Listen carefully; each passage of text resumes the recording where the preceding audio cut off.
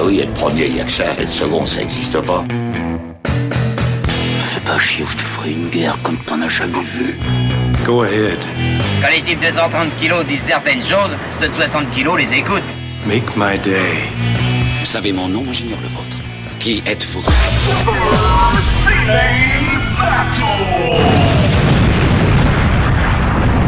Le second, c'est un con.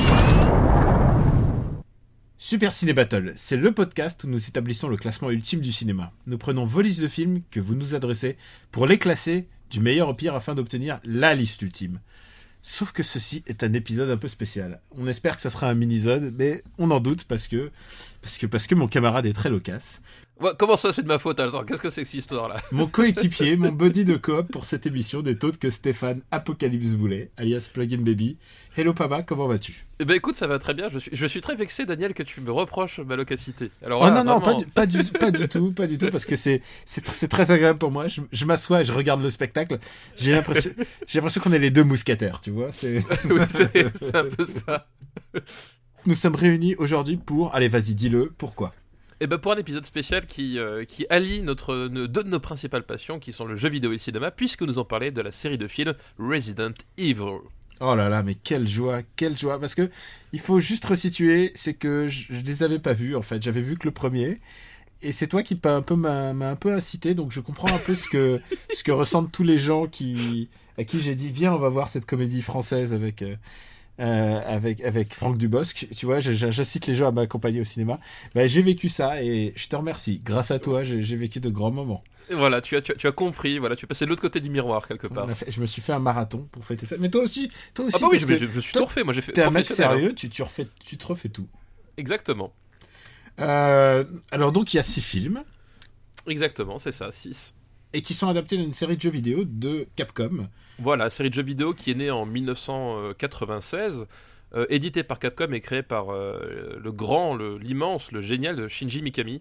Qui a révolutionné au moins 2 fois l'histoire du jeu vidéo, ce qui est pas rien, puisque déjà une fois c'est balèze, mais 2 fois...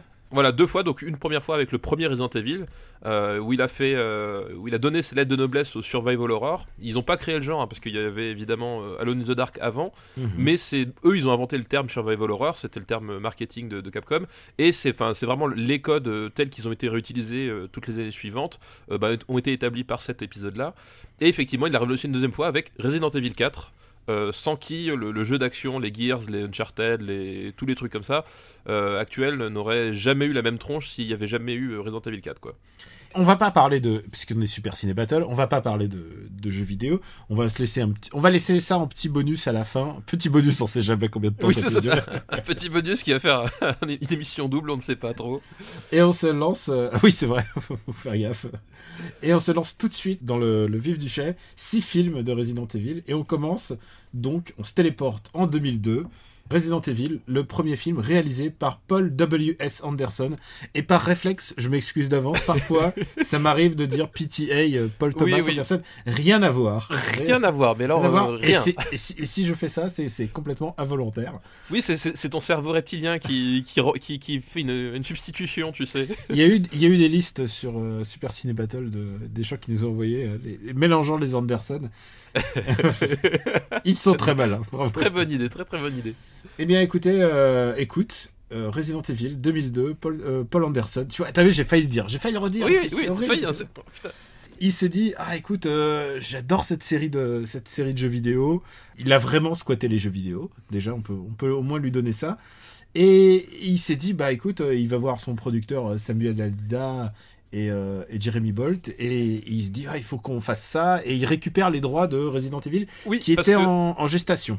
Voilà, exactement, parce que déjà, pour resituer un peu au moment 2002 quand le film est sorti, au moment où ils ont travaillé sur le film, il y avait déjà eu Resident Evil 1, 2, 3 et Code Veronica qui étaient sortis. Resident Evil 0 va sortir en 2002, mais il n'a pas influencé forcément sur l'écriture du film. Mais effectivement, le film était déjà en préparation du côté de chez Capcom, qui avait dans un premier temps demandé à l'immense George Romero, réalisateur dont j'ai déjà dit beaucoup de bien dans un précédent épisode pour son Zombie, qui est quand même le réalisateur américain qui a donné naissance aux zombies modernes dans le cinéma en 68 avec La Nuit des Morts Vivants.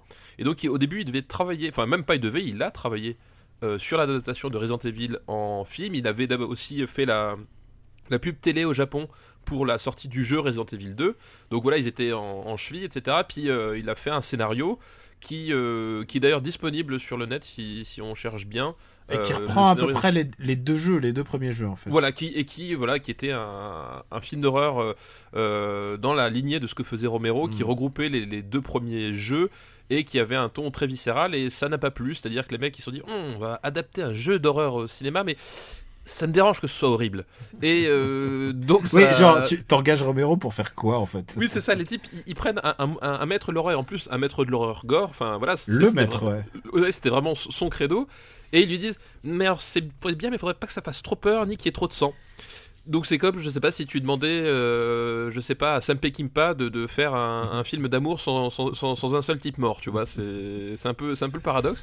Donc forcément ça s'est pas bien passé, Romero était débarqué, et donc du coup Paul Anderson a découvert que les droits étaient libres, et il a sauté sur l'occasion. Et donc il les récupère, donc aidé de son producteur, surtout Samuel Adida, qui toujours dans les bons coups, Samuel. Bah, Samuel quand même quelques cartons à son ah oui, actif, oui, non mais il a c'est le producteur de Christophe Gans. Voilà, il a un certain nez pour le business. Et puis il fait aussi des films de genre, et il faut lui donner ça. C'est quand même l'idée de monter un gros film autour d'un cinéma de genre. Et en plus multinational, puisque Paul Anderson il est anglais. Enfin vraiment, c'est une embarcation assez compliquée, et en plus assistée par les Japonais qui sont un peu échaudés depuis l'adaptation Street Fighter quand même. Il faut le dire. Oui, voilà, ils ont assez peu digéré les vendameries de Street Fighter. Ils se disent bon bah on va faire ce film. Paul Anderson écrit le script, et il leur faut une actrice, et c'est là que tombe dans leurs bras littéralement une personne qui s'appelle Milla Jovovich, qui est une très belle mannequin actrice ukrainienne, ou plutôt née en URSS, puisque à l'époque l'Ukraine n'était pas l'Ukraine, immigrée aux États-Unis, et depuis mariée à Luc Besson. Voilà, et qui avait fait sa renommée internationale à travers le 5e élément de Luc Besson. Donc c'était surtout, et ensuite elle a été sa Jeanne d'Arc, voilà, et elle était sa Jeanne d'Arc. Donc c'était en 2002, c'était pour un projet comme ça, c'était pas rien d'avoir ce nom affilié. C'était une grosse star même à l'époque, et en plus on lui colle une autre star, et là elle a 24 ou 25 ans. Elle pète une crise parce qu'elle se dit ah non je peux que être la star, toutes les bonnes scènes on les donne à l'autre, c'est pas normal. Et l'autre, voilà, l'autre c'est Michelle Rodriguez, qui est quand même la grande star montante quand même de l'époque, enfin plus que grande star montante, puisque là déjà elle sort de Girl, elle a fait Fast and Furious déjà, donc oui, elle a déjà fait Fast and Furious, tout à fait, et Girl Fight, donc elle a quand même une espèce de, elle a quand même une bonne renommée. Et Milla Jovovich, elle a quand même un bon ego, puisque elle a joué avec Wim Wenders. Est-ce que c'est Wim Wenders ou est-ce que... Attends, dans quoi elle a joué? Si, c'était Wim Wenders, c'était il y a Hotel dans le nom du film. Ah, Million Dollar Hotel. Million Dollar Hotel, voilà. Elle a joué avec Winterbottom. Enfin bref, elle a quand même oui, elle a un passif d'actrice, quoi, déjà. Là, c'est... Elle a presque raison de protester, de perdre un peu la face. Elle est en position de force. Ouais.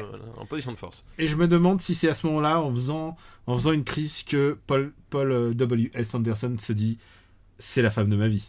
Mais peut-être, mais alors j'avais lu une interview où justement c'était au cours des séances de réécriture intensive que Milla Jovovich avait imposées à Paul W. Anderson, qu'effectivement ils sont tombés amoureux, d'après ce qu'elle nous dit. Et donc, oui, c'est vrai que voilà, Paul William Scott Anderson un jour se mariera avec Milla Jovovich, mais ça c'est un peu plus tard. Et donc ce film reprend un peu les clichés du premier et du deuxième jeu, lui aussi. Oui, sauf que pas complet. Enfin, il y a un truc assez particulier, c'est que finalement, en fait, si tu regardes bien le film, le seul truc qu'ils ont retenu, c'est que dans ce film, il y a des couloirs. Et c'est littéralement un film de couloirs. Mais vraiment, c'est vrai qu'il n'y a plus que des putains de couloirs. Et alors, ce qui est pratique, c'est que parfois, tu as une carte de jeu qui vient t'afficher exactement ce qui se passe, enfin, où t'en es dans le truc. Ce qui est bon parce que tu n'as aucune notion d'espace. Voilà, c'est ça. C'est qu'effectivement, et c'est un gimmick qui va traverser tous les films. C'est qu'effectivement ils utilisent une représentation 3D de l'endroit où ils sont, c'est-à-dire que là ils sont dans le Hive qui est sous la ville de Raccoon City, c'était le centre de recherche ultra secret de la corporation Umbrella. Et à plein de moments t'as une reconstitution 3D qui nous montre où sont les personnages, où est-ce qu'ils vont, etc. Mais sorti de ça, t'as aucune cohérence en termes de mise en scène et aucun moyen de te repérer dans l'espace concrètement, ils vont par là, ils vont aboutir là, enfin même avec ça c'est complètement confus, et c'est une des marques de fabrique en fait de Resident Evil. Et on veut pas tout de suite bâcher un peu le scénario, mais on va le faire quand même. Donc Mila, qui joue le rôle de Alice, se réveille, et c'est littéralement une page blanche, elle ne se souvient de rien, elle est toute nue dans sa baignoire. Dans sa douche. Et oui, elle est vraiment genre une page blanche, rien du tout, elle se souvient de rien. Et on saura un peu rien d'elle en fait pendant 4 films au moins. Son personnage sera très très peu développé. Effectivement, c'est pendant 4 films, on va pas apprendre grand chose dessus. Et on va découvrir assez vite que elle est meilleure comédienne, je dirais, que martialiste. Oui, parce que effectivement le grand axe principal, pour une raison qui est tout à fait obscure, surtout en 2002, c'est qu'ils vont se dire Resident Evil, on va faire un film de baston avec du kung-fu. Alors rejouer jusqu'à Code Veronica, ça va vous faire assez bizarre, mais ils se sont dit ça va être une super bonne idée. Le problème c'est que contrairement aux frères Wachowski, quand ils ont fait Matrix, d'accord, ils avaient Keanu Reeves qui savait pas faire de kung-fu, mais ils avaient engagé Yuan Woping pour faire à la fois les chorégraphies, participer à la mise en scène des combats et surtout à l'entraînement des acteurs américains. Là ils ont pas du tout ces talents là, ils se disent elle va donner 2-3 coups de pied, on va la mettre au ralenti, ça va marcher. Et le fait est que c'est plutôt rigolo en fait. C'est effectivement plus drôle que réellement impressionnant. Et c'est ça le truc essentiel de ce film, c'est qu'elle donne des coups de pied retournés aux chiens, à des chiens mutants. À des chiens mutants, oui. Et il y a une scène clé, et ça vous nous l'entendrez répéter pendant tout l'épisode, il y a ce qu'on appelle le couloir laser. Le couloir laser, le fameux couloir laser. Et ça c'est l'invention de ce film, et alors je peux vous dire, vous avez intérêt à l'aimer parce qu'on va le resservir. Voilà. De 2002 à 2017, pendant 15 ans on va la faire. Voilà, tu vas bouffer 15 ans de couloir laser, littéralement. Et le couloir laser c'est un truc qui charcute littéralement toute l'équipe, il les transforme en espèce de... C'est du méchoui, des apéricubes en fait. C'est la séquence apéricube. Le gentil noir, il est transformé en apéricube. C'est terrifiant, quoi. Alors qu'il y croyait. Oui, alors qu'il y croyait. Et surtout, c'est curieux parce que ça intervient genre super tôt dans le film. Et en fait, le film, au bout de 20 minutes, il a éliminé les 3/4 de ses personnages, dont les 2 seuls avec lesquels ils avaient un petit peu développé le background. Et ils se retrouvent après à tourner en rond dans des couloirs vides pendant 1 heure. Et c'est d'un ennui absolument total. Tu comprends pas la nécessité qu'ils avaient de faire ça pour après ne rien développer derrière. C'est très étrange, quoi. C'est un film un peu chiant et je pense que les chiens mutants sont pas suffisamment drôles pour... Oui, c'est ça. Il y a les chiens mutants, c'est craignos, mais t'es pas encore au stade où c'est pas suffisamment drôle, c'est pas suffisamment nanar pour être rigolo. Voilà, c'est ça exactement. C'est juste chiant en fait. Voilà, exactement. Et c'est vraiment le gros problème de ce film-là, c'est que... Et c'est pareil, il y a même pour un film adapté d'une série d'horreur, il y a très peu de sang, même quand les mecs sont découpés en shish kebab. C'est ça qui est bizarre pour un rated R, c'est vraiment très très très peu de sang. C'est très très léger, très très peu de sang. Voilà, du coup, même d'un point de vue purement cinéma d'exploitation, etc., c'est hyper light en fait. Voilà, il y a très peu de choses pour se raccrocher à ce film-là. Alors nous, on va pas s'accrocher beaucoup, mais en même temps, on va quand même le mettre premier. Voilà. On va le mettre premier de toute la série parce parce qu'on est comme ça. On est comme ça, mais c'est aussi le dernier de toute la série des Resident Evil. Resident Evil. Et un jeu qui s'appelle Biohazard en japonais. Chez le japonais, ouais, tout à fait. Et donc on se téléporte en 2004 puisque sort Apocalypse, Resident Evil Apocalypse. Et là, Paul Anderson, lui, il est occupé, il a d'autres tafs. Et malheureusement, il ne peut pas filmer celui-là. Et celui-là, comment dire, il a sa particularité, il a son style, il a son identité. Je le qualifierais plus volontiers de bubblegum par rapport au précédent. Oui, tu vois ce que je veux dire. Il a son identité notamment visuelle, hein, parce qu'il est réalisé par Alexander Witt, un ancien assistant, je crois, de Ridley Scott. Ouais, je crois que c'était La Chute du Faucon Noir ou un truc comme Voilà, ça. qui aime beaucoup filmer les choses avec un trépied cassé. Parce que la bonne moitié des plans ne sont pas droits et sont cadrés de façon très étrange. Voilà, déjà c'est assez particulier à regarder. Et alors, ça adapte plus volontiers le... Oui, par contre, en termes de fidélité, on est beaucoup plus proche. On adapte le deuxième et le troisième, là, je dirais. Oui, voilà, exactement. Bah, en fait, comme le Resident Evil 2, enfin les jeux Resident Evil 2 et 3 se passent plus ou moins en parallèle, en fait. Là, effectivement, on est dans l'adaptation plus directe. Déjà, il y a des personnages du jeu vidéo qui sont là, ce qui n'était pas le cas précédemment dans le premier. C'est-à-dire qu'il y a Jill Valentine qui débarque dans l'histoire. Qui est littéralement parachuté dans le scénario, faut le dire. Qui est littéralement parachuté dans le scénario et qui joue excessivement mal, mais on lui pardonne quand même parce qu'elle est quand même turbo canon. Faut bien avouer ce qui est. Et on n'a pas besoin de grand acting quand même dans Resident Evil. Non, mais là quand même, c'est-à-dire que même face à Mila Jovovich, elle est vraiment en dessous de tout, quoi. C'est assez compliqué à voir, quoi. Oui, c'est un peu triste. C'est un peu triste, mais c'est comme ça. Et il faut le dire, c'est que... comment dire, il y a des scènes vraiment géniales. Il y a une scène, je pense en particulier à l'arrivée de Mila Jovovich en moto qui arrive. Dans l'église. Elle balance sa moto dans l'église. Elle saute de sa moto. Elle fait un salto. La moto vient se planter dans le liqueur. Oui. La moto part littéralement à 90 degrés vers le ciel. Elle monte comme ça parce que fuck physics. Ouais. Et elle lui tire des balles en 3D dans la gueule et la moto explose. Et je pense que ça, c'est un des moments les plus ridicules que j'ai jamais vu au cinéma. Oui, et surtout ce qui est génial, c'est que ce moment-là, il est justifié par rien, dans le sens où, c'est-à-dire que d'un côté, t'as Jill Valentine et ses potes, et de l'autre, t'as Mila Jovovich. On nous montre bien qu'ils sont pas du tout au même endroit, ils évoluent dans la ville, parce que là, à ce moment-là, la ville est infestée par les zombies, et Umbrella a verrouillé la ville, empêche les gens de sortir, etc. Et t'as Mila Jovovich qui débarque dans l'église avec sa moto, sauf que elle a aucun moyen de savoir qu'il y a des gens dans l'église. Tu ne sais pas ce qu'elle foutait là, tu ne sais pas pourquoi est-ce qu'elle débarque et qu'elle va les sauver. Enfin, genre, elle est là parce que il faut qu'à un moment donné les deux histoires se croisent et qu'il faut continuer à faire avancer le film, quoi. Et comment tu définirais le gimmick de celui-là par rapport au premier ? Je sais pas, comment l'identifier plus... Et ben moi, écoute, le gimmick que je trouverais, c'est Caoutchouc. Tu penses au méchant. Voilà, Caoutchouc, parce qu'il faut savoir que repris du jeu Resident Evil 3, ils ont introduit le personnage du Nemesis, qui est une arme biologique absolument gigantesque qui est chargée en fait de traquer les ennemis d'Umbrella dans la ville pour effacer toutes les preuves. Et donc là on retrouve ce personnage du Nemesis, sauf que comme dit, t'as vraiment ce côté caoutchouc du maquillage et qui est vraiment pas du tout crédible et qui du coup fait extrêmement rire à chacune de ses apparitions. Surtout qu'il avance, il fait Stars et puis après il tire avec une machine gun.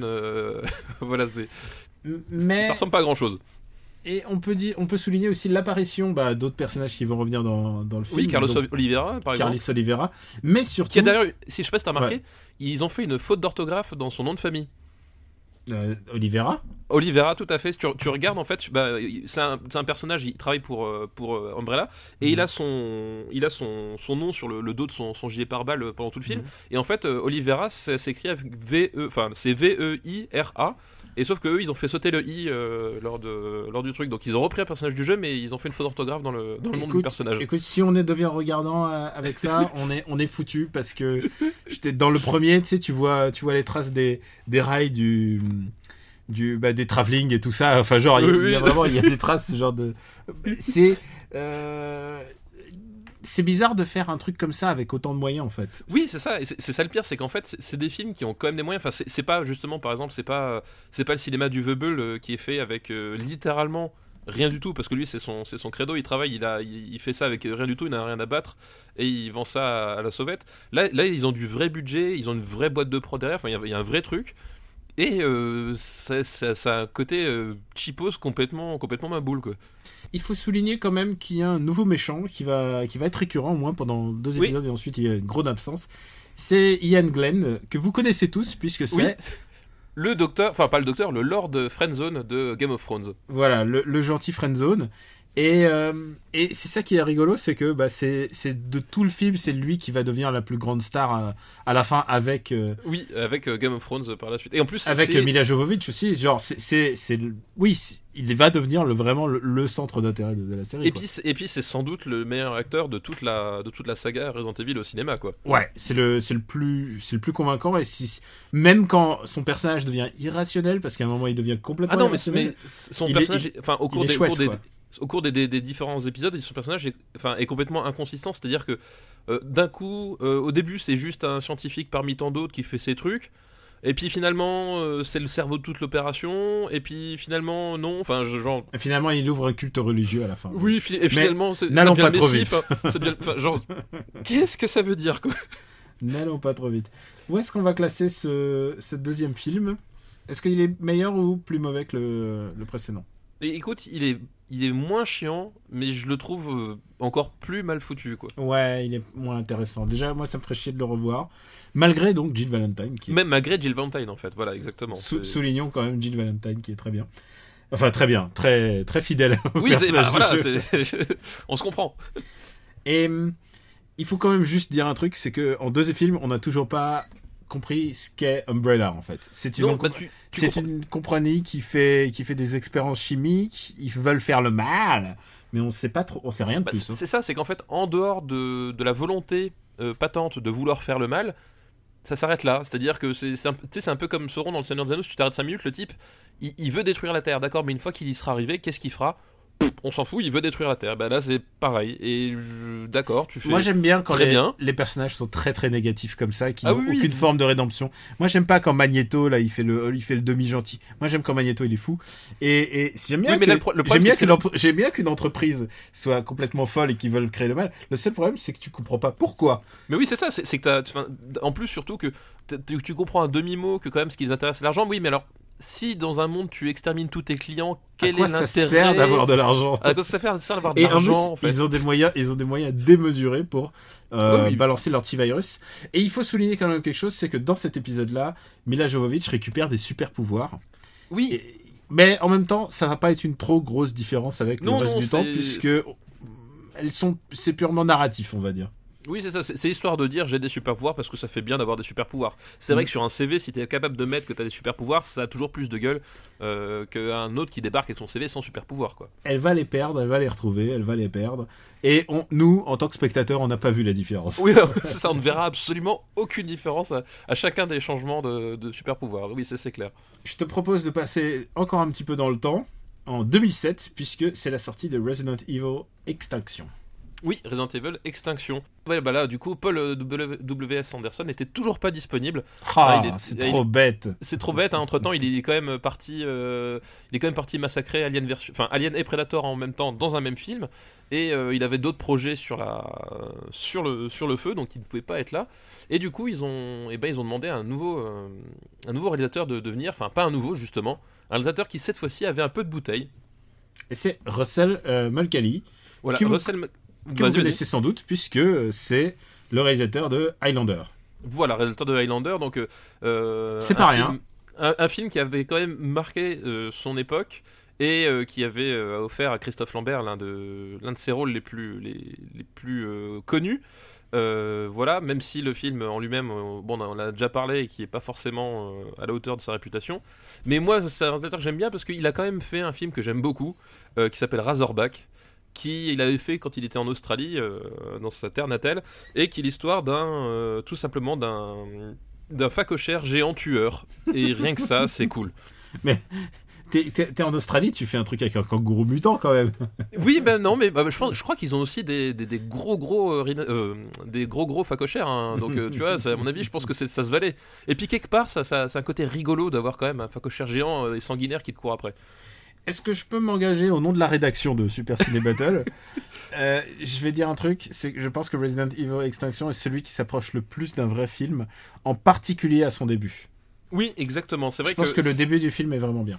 Oui, c'est ça. C'est qu'en fait, là, c'est vraiment l'erreur de parcours de la saga Resident Evil avec Extinction, c'est que, ils apportent autant en termes de mise en scène que de construction des personnages, ils arrivent à dessiner quelque chose. On y a vraiment cru là. Et tu te dis, ah putain, ils vont aller quelque part en fait. Et bon, ça se calme très vite, puisqu'au bout d'un moment... alors, le monde est post-apocalyptique, tout est le désert, c'est le Mexique, et tout, ça ressemble au Mexique. Et d'ailleurs, c'est marrant parce que autant le 2, enfin Apocalypse, essayait de faire vraiment dans le côté, oui, fan, où nous avons compris, on a repris plein d'éléments du jeu, etc. Autant là, il s'en éloigne, mais genre complètement. C'est-à-dire que il y a vraiment, enfin, t'as le personnage de Claire Redfield qui est issu du jeu, mais elle n'a rien à voir avec le Claire Redfield du jeu. Comme on dit, le monde post-apocalyptique, jamais dans les Resident Evil on en est à ce stade-là. Enfin voilà, ils sont partis dans un trip à la Mad Max en faisant table rase de tout ce qu'était le jeu. Et ouais, parce que du coup le virus a envahi le monde entier, donc il n'y a plus rien. Oui, parce que les mecs, ouais. ils ont balancé une charge nucléaire sur la seule ville qui était infectée, mais ça n'a pas suffi à éradiquer le virus. Et du coup, sa tenue est devenue un petit peu plus survivant de l'enfer. Elle porte des espèces de machettes sur le dos, et ça devient sa signature. Oui, 2 machettes sur le dos et des porte-jartelles de combat aussi. Et ouais, ça c'est chouette. Mais le problème, c'est que très vite, les bonnes idées, alors les bonnes idées, il y en a. Il y a par exemple, il y a le fait qu'il y ait des corbeaux mutants, et genre il n'y en a pas que 10, il y en a des milliers. Des milliers, littéralement. Et c'est les oiseaux de Hitchcock, mais une version disons, cocaïnée.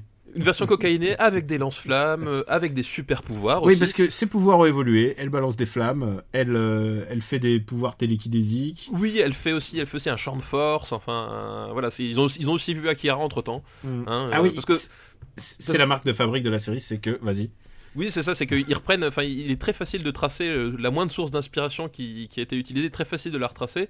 Et c'est marrant parce que, enfin, si Paul Anderson n'est pas à la réalisation, je crois qu'il a quand même participé à l'écriture du film. Donc, Paul Anderson, c'est l'auteur de la série. Voilà, il a été scénariste de tous les 6 films. Voilà, donc tu vois, il porte sa trace, et à chaque fois, il a dû voir un film entre chaque truc. Il dit, oh putain, c'est trop bien ça, on va prendre, et puis pouf, il l'intègre. Voilà. Quelle bonne idée. C'est ça la trace des grands. Oui, la trace des grands.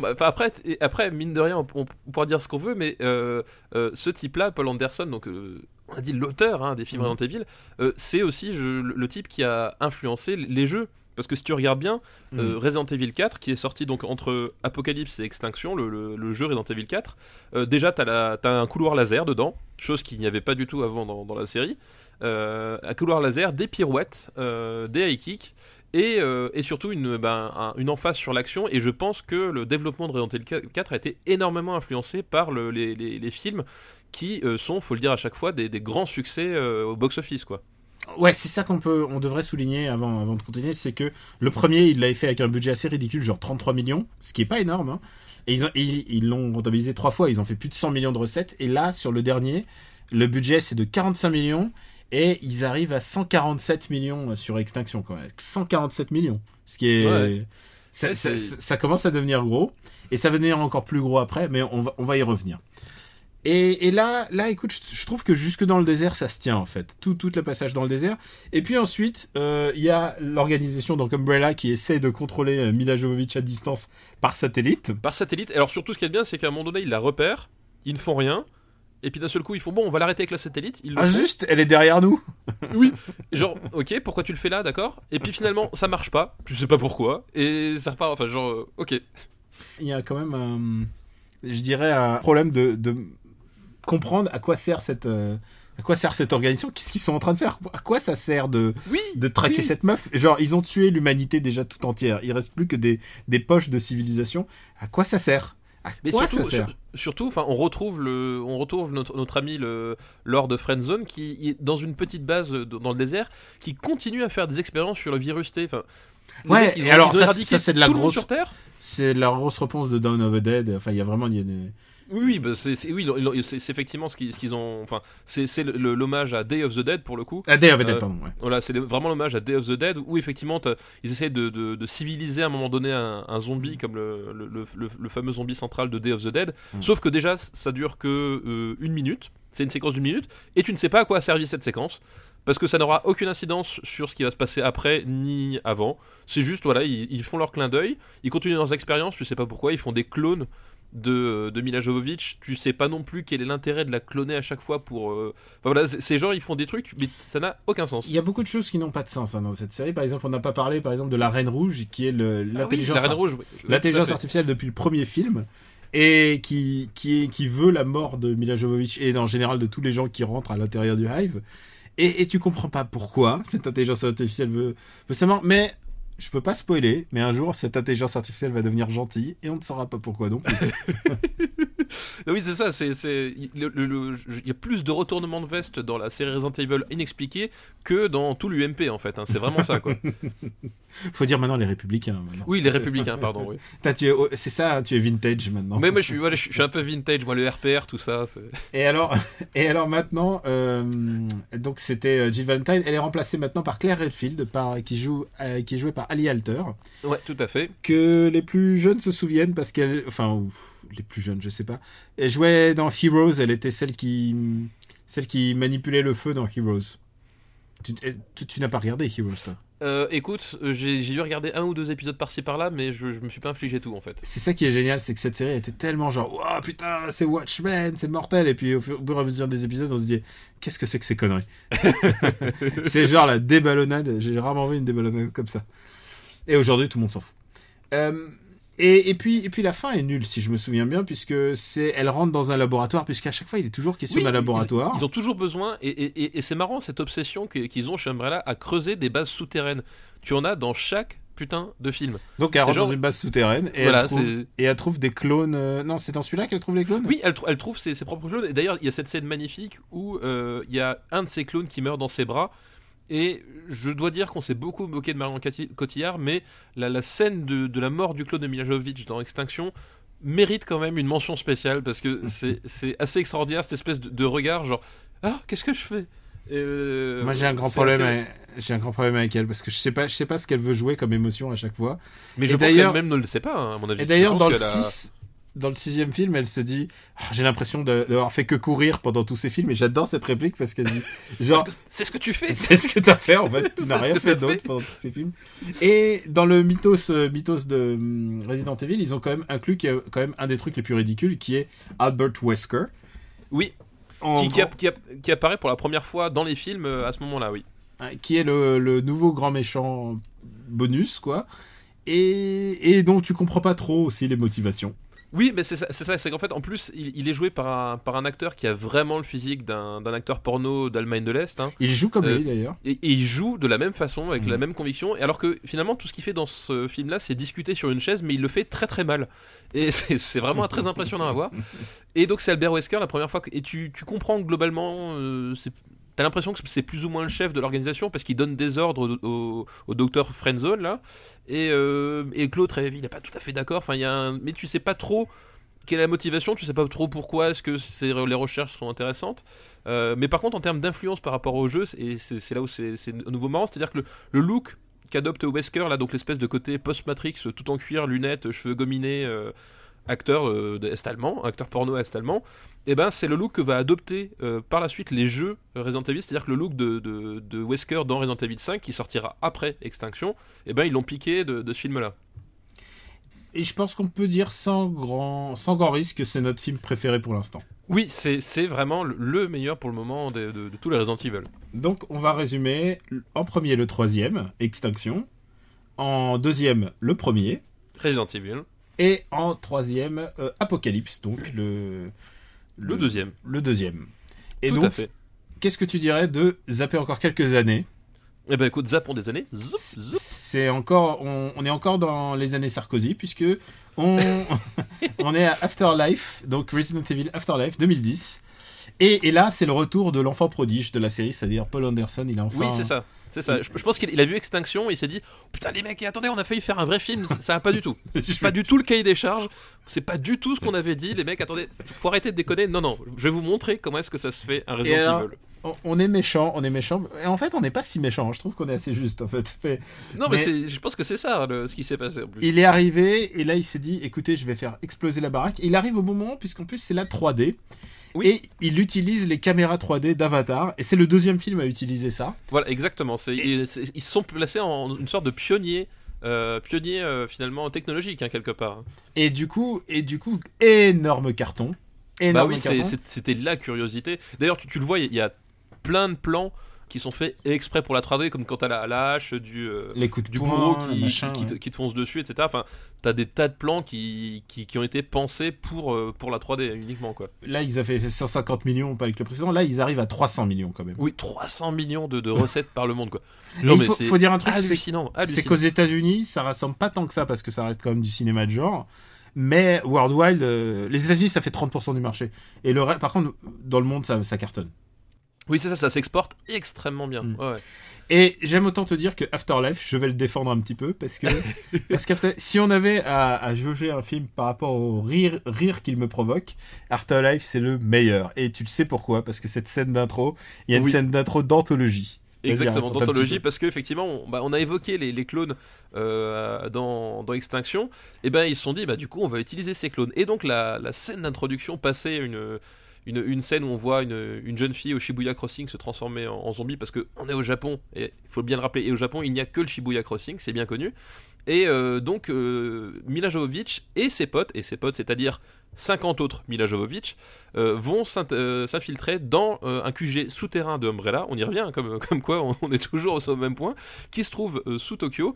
Et t'as cette scène complètement maboule de 50 Mila Jovovich en cuir latex avec double MP5 qui bastonnent des mecs à la chaîne, voilà. Et il faut dire, c'est qu'elles jouent toutes plus mal les unes que les autres. Et ce qu'il y a de bien, c'est que moi je vous mets au défi de regarder cette scène et d'essayer de me trouver laquelle joue le plus mal, parce qu'honnêtement c'est très très très très dur. Et enfin, c'est le début de la technologie 3D comme ça, et du coup tu sens qu'elle est sur fond vert et qu'elle sait pas du tout regarder, qu'elle sait pas comment qu'on lui a pas donné des indications. Enfin, je veux dire, tu sens que à la fois elle est paumée parce que elle a quand même ses limitations, mais je pense aussi qu'il y a un gros problème au niveau de la direction d'acteur. On a dû lui dire ouais, vas-y, fais ton truc, ça va passer, t'inquiète. Et il y a un truc qui est génial, c'est que ça m'a choqué sur toute la série, mais là c'est cet épisode là où c'est le plus fabuleux, c'est qu'il n'y a pas de recul dans les armes. Oui. Et elle tient les guns comme si c'était des bananes, quoi. Oui, c'est exactement ça.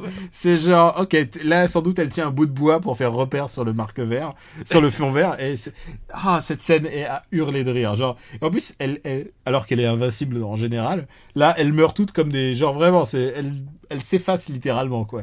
Elles sont exterminées les unes après les autres puisqu'elles investissent la base de Umbrella qui se trouve à Tokyo, à Shinjuku. Puisque c'est bien commode d'avoir une base à Shinjuku, j'ai envie de te dire. Oui, c'est sympa, en même temps le quartier est chouette. Hein. Et là, tu te dis, putain, là on va bien se marrer. Là, ça va être un bon film parce que là, c'est vraiment, moi, je me suis vraiment bien éclaté à cette scène parce qu'elle a ce que je préfère avec cette scène, c'est la toute fin, c'est-à-dire que quand elles arrivent à traquer Wesker et que ce dernier s'enfuit sur l'héliport, donc t'as je sais pas 10-20 Mila Jovovich qui sont en train de courir après Wesker, elles tirent toutes sur un hélicoptère, elles arrivent toutes à le rater. Déjà, tu sais pas pourquoi. Et puis il y a une bombe qui se déclenche et là elles le comprennent. Et là t'as tes 20 Mila Jovovich qui tournent la tête genre oh mon dieu, une bombe, mais il n'y en a pas une qui regarde dans la bonne direction.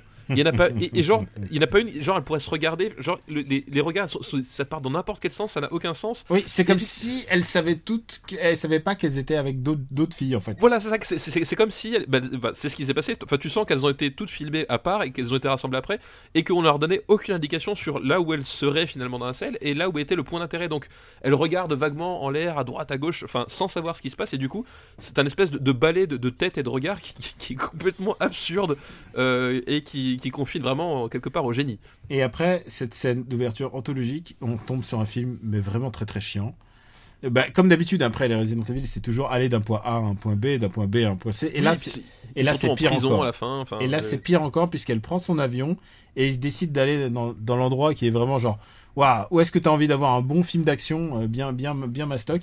On va en Alaska. Donc je sens que c'est un peu pour faire The Thing un peu, tu vois, c'est. Oui, puis comme tu l'as dit, Anderson, je pense pas qu'il soit libre de toute influence. Oui, non, voilà, c'est ça. Mais surtout qu'en plus, si tu regardes bien, elle arrive en Alaska, elle y reste 2 minutes, elle trouve par hasard Claire Redfield qui est par hasard amnésique, elle fait ok, c'est pas grave, et on repart. Oui. Ah bon. Et elle repart, et là, elle atterrit sur une prison. Elle atterrit avec un avion sur une prison. Elle atterrit avec un avion qui est sur une prison et elle est sauvée par un noir basketteur parce que tous les noirs font du basket, qui littéralement fait un dunk pour attraper l'aileron de son avion et pour le stabiliser. Alors je te trouve méchant parce que je trouve que ethniquement ils ont quand même fait beaucoup d'efforts, puisque je te rappelle que dans le film précédent Extinction, il y avait Ashanti, et quand c'est pas les noirs sont basketteurs. Je sais que tu aimes le basket, tu remarques ce détail. Oui, mais oui, les filles noires, elles sont chanteuses R&B, puisque dans le précédent film, c'était Ashanti. Exactement. Et ils essayent toujours de mettre un petit peu de diversité. Dans le dernier film, il y aura Jong Lee et donc là, ils essayent de s'évader de cette prison et ils se disent on va aller sur le bateau en face puisqu'ils sont à la recherche de l'Arcadia, et ils comprennent que l'Arcadia c'est pas un endroit mais c'est ce bateau. Voilà. Et sauf que le problème, c'est un piège. C'est un piège. Bateau d'ailleurs voilà, qui a été bien repompé, même jusque dans le setup visuel sur les Fils de l'Homme. Hein, il faut bien l'avouer, quand tu vois le truc, tu fais putain. I see what you did there. Et faut dire que c'est une constante quand même de ces films. Tu l'as vraiment souligné sur le fait qu'il y a beaucoup d'inspiration. Et là, tu sens que le moment où il a vu les Fils de l'Homme et il s'est dit ça je peux le faire.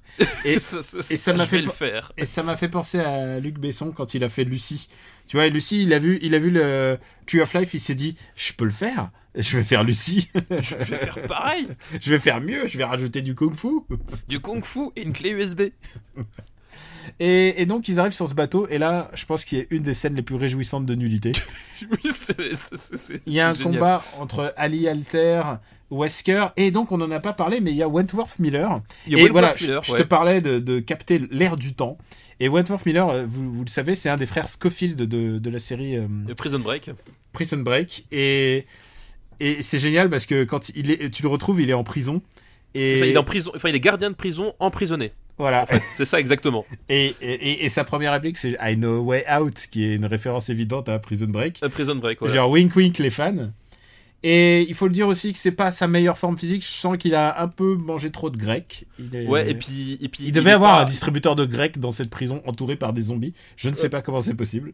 Et puis il est pas avec nous. Hein. Wentworth Miller, il a le regard plus perdu encore que les autres. J'adore cet acteur parce que à chaque fois qu'il ouvre la bouche, on a l'impression que c'est parodique, quoi. Je suis fan de ce mec.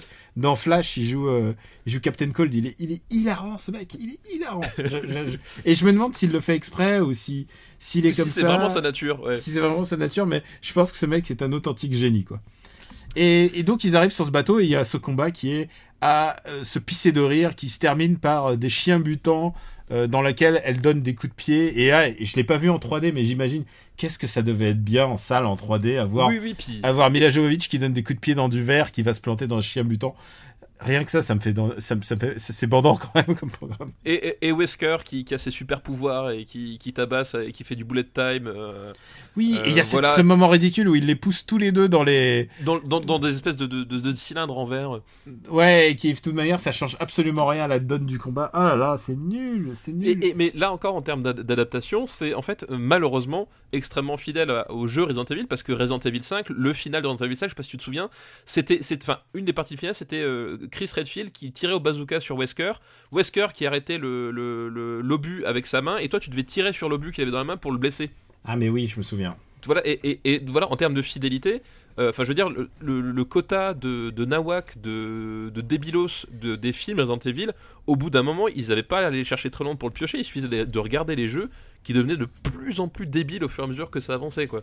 Alors, avant de passer au débile de Rétribution, donc le 5e film, où est-ce qu'on va mettre ce film-là ?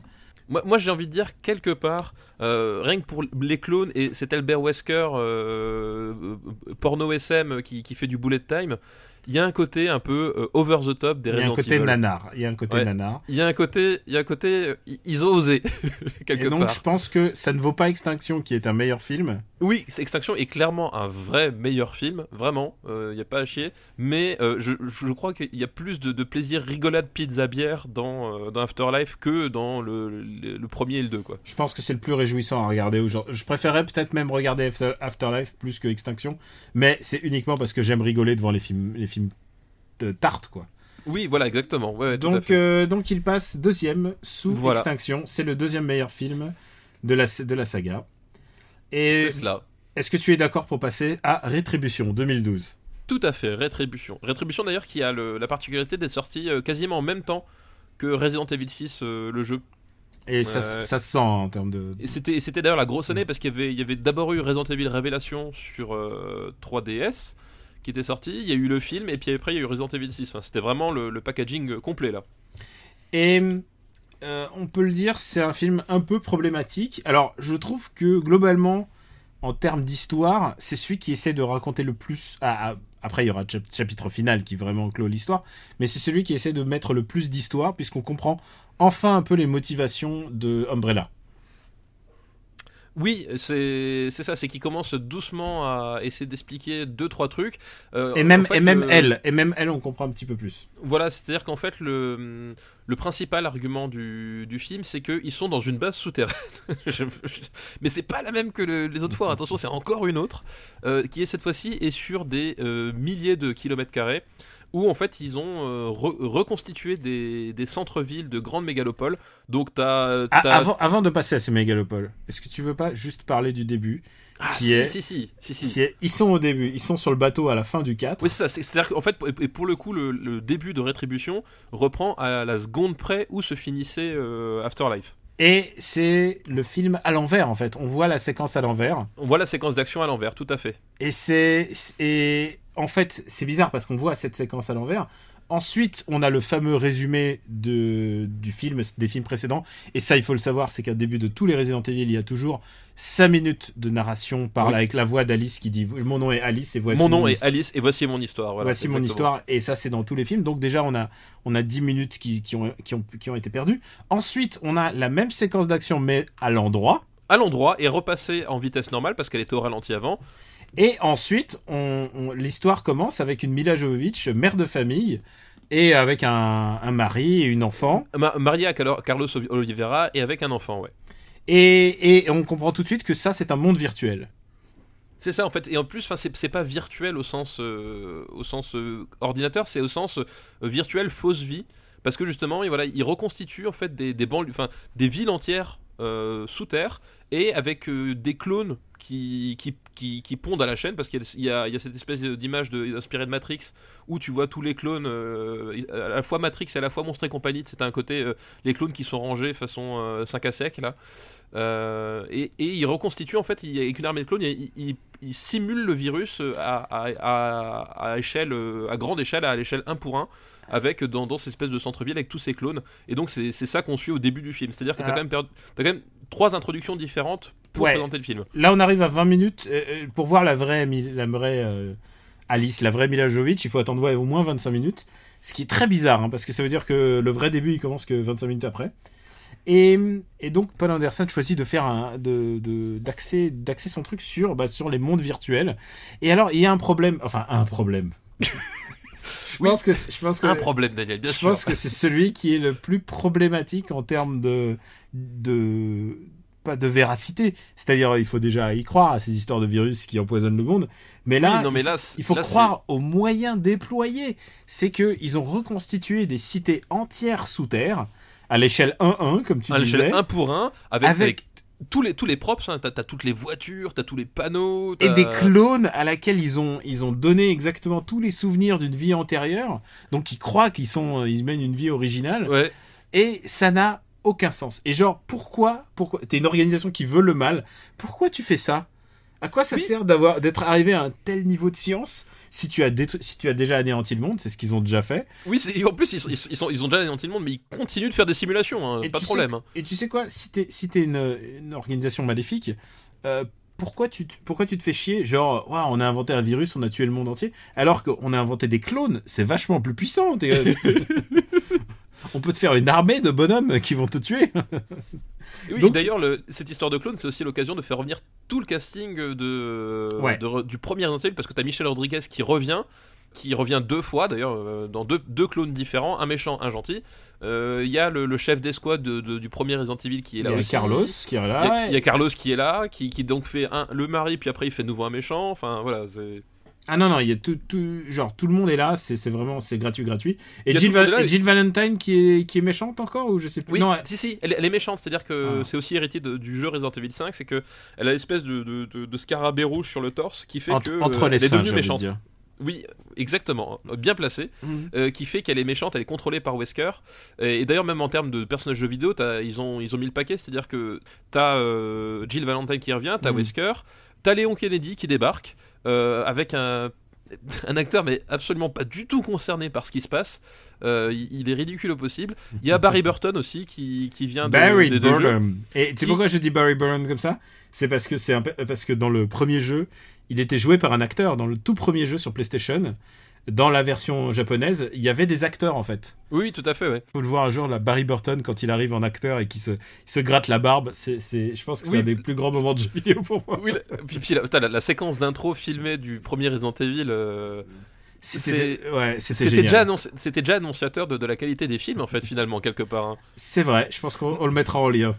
moi je me rappellerai toujours de la nana qui jouait Jill Valentine dans l'intro du jeu, et quand t'as un de ses potes qui se fait manger par les chiens, il y a un plan sur elle et elle crie le nom du mec, et genre tu vois que c'est actrice, c'est pas ton métier en fait. Bah écoute, tu sais, ils avaient moins de moyens, et surtout le premier Resident Evil, ils savaient pas où ils allaient. Là c'est quand même le 5e film, et Albert Wesker. Et là ça représente quand même 250 millions quand même. Oui, c'est ça, c'est qu'en plus c'est pas rien quoi. Et donc ils sont dans les mondes virtuels. Alors, et le principal intérêt de ce film, et je vais te les laisser le dire, parce que c'est quand même pas n'importe quoi, et c'est peut-être...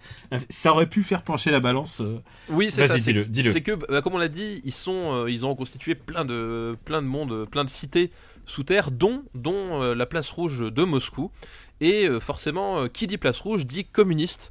Hein, ça fait quand même plaisir que la Russie soit réduite encore aux communistes plus de 20 ans après la chute du mur de Berlin, mais c'est pas grave, on s'en fout, c'est pas important, puisque justement il y a des bolcheviks zombies qui viennent les attaquer, et dont un bolchevique zombie avec une tronçonneuse. Et voilà, ça c'est quand même l'un des grands moments pour moi de la saga Resident Evil, c'est ce bolchevique zombie avec sa tronçonneuse. J'ai du mal à croire qu'un film avec ça ne soit pas le premier film de l'humanité. Oui, et pourtant, malgré ça, parce que c'est très fugace et très furtif, et encore une fois, c'est très peu sanglant, c'est-à-dire qu'il tronçonne un type, mais c'est tout filmé et monté de façon à ce que tu ne vois rien, et tu passes à côté finalement de l'essentiel. De l'essentiel, oui, je crois que c'est exactement ça. Alors, comment il se terminait déjà le... Ah oui, je crois que le 5e, il y a une baston, et puis ensuite, une baston dont tout le monde se fout. Ouais, ils se tapent dessus, puis après ils sortent. Ah oui, si, t'as la fameuse baston sous la neige entre Jill et Alice, où tu vois que l'actrice qui joue Jill, elle est bien mignonne, mais elle sait encore moins se battre que Milla Jovovich. Elle a eu moins d'entraînement en plus, faut le dire. Ouais, c'est vraiment la baston sous Prozac où on attend que le coup soit donné pour que je le pare. Et en plus ça dure genre super longtemps, ça dure genre 5 minutes, c'est très très gênant quand même. Ouais, plus les combats s'éternisent, plus on voit qu'ils savent pas se battre en fait. Voilà, c'est très très gênant. Puis t'as la ligue de natation zombie aussi qui vient s'occuper de Michel Rodriguez. Génial, c'est génial. Ça c'est genre un des meilleurs moments. C'est genre tout à coup les YMCA de zombies aquatiques là. Ouais, c'est génial. Genre, tu sais, les mecs ils s'en foutent. Ils posent littéralement des moments comme ça sur le scénario. Ils s'en foutent si ça fonctionne pas, si ça appelle à quelque chose. Ils les mettent et puis voilà, on déroule Marcel, ça va bien se passer quoi. Et entre temps, on découvre que donc à la fin.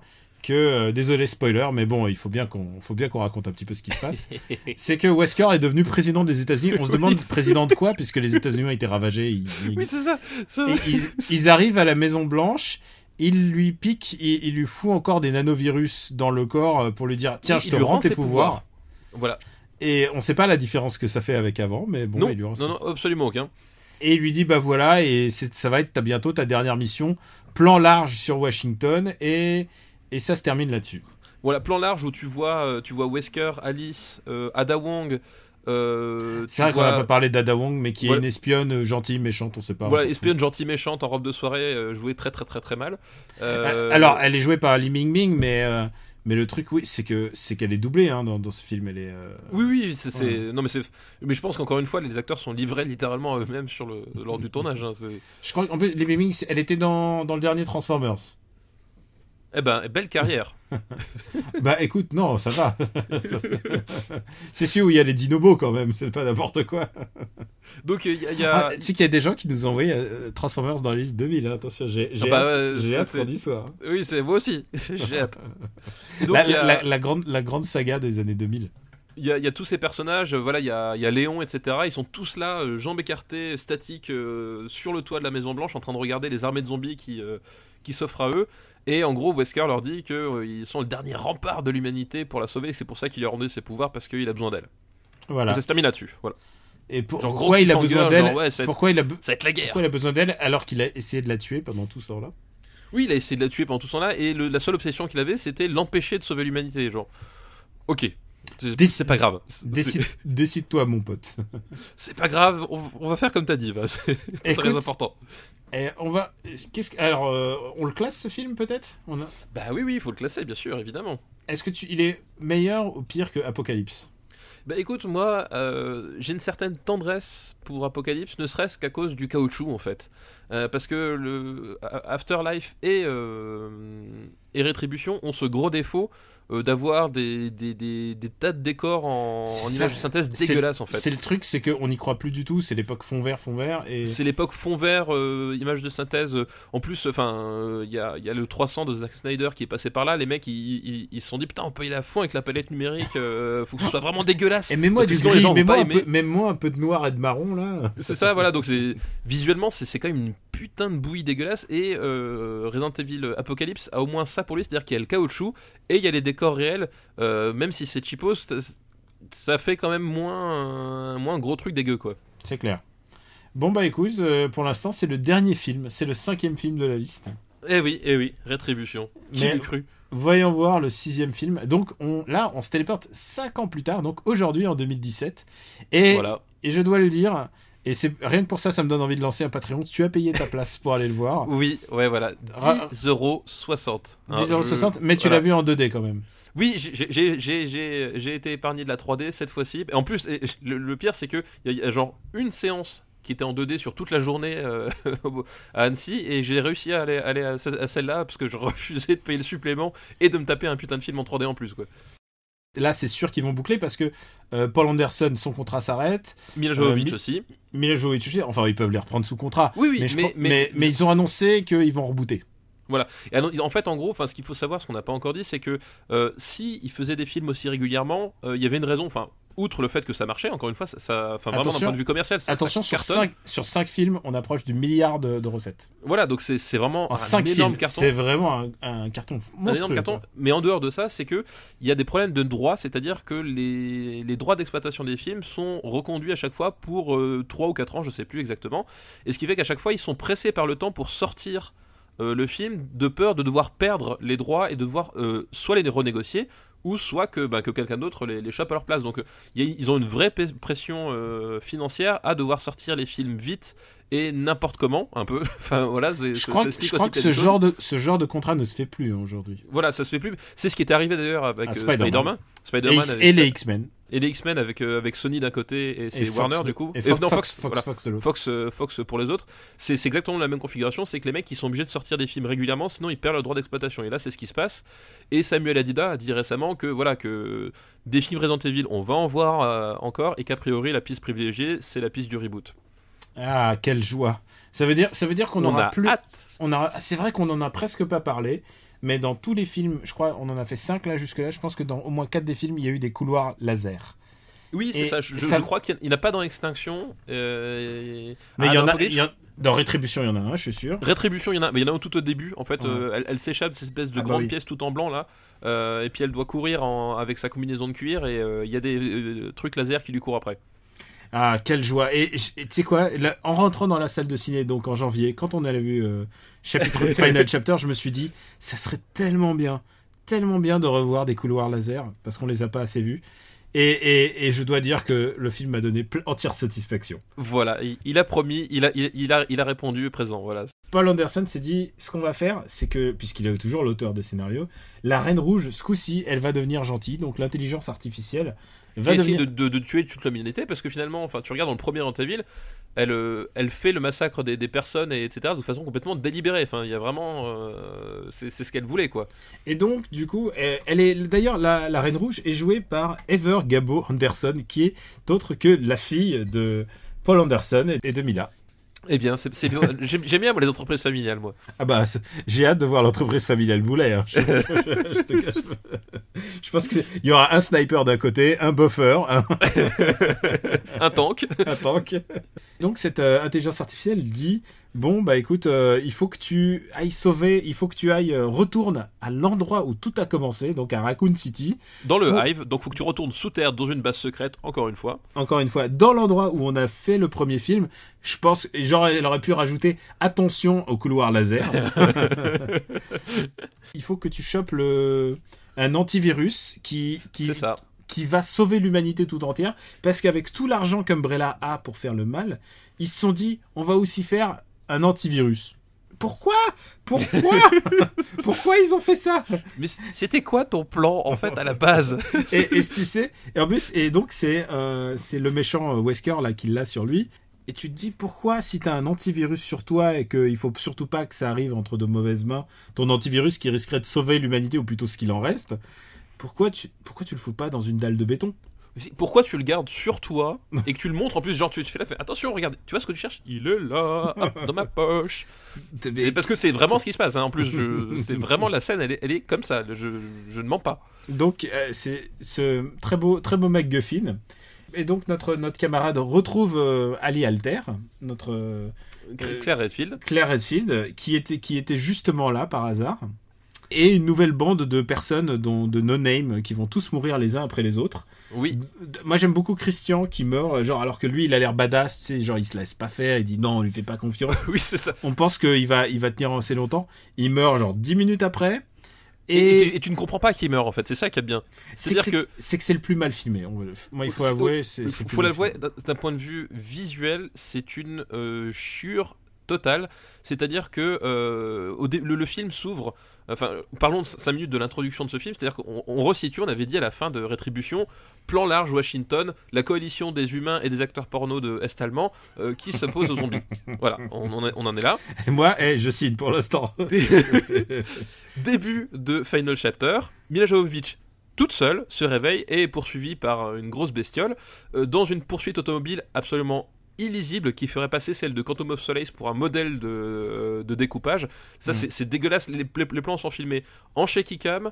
Voilà, c'est le problème, c'est qu'il est toujours 10 années de retard dans la modernité. Oui, c'est ça. Et là, il a vu Jason Bourne pendant ses vacances. Et il s'est dit, on va faire pareil. Ça a l'air facile. Voilà, et donc c'est filmé entièrement en shaky cam. Il n'y a pas un plan qui dure plus d'une demi-seconde. Tu ne comprends rien, ça fait juste du bruit.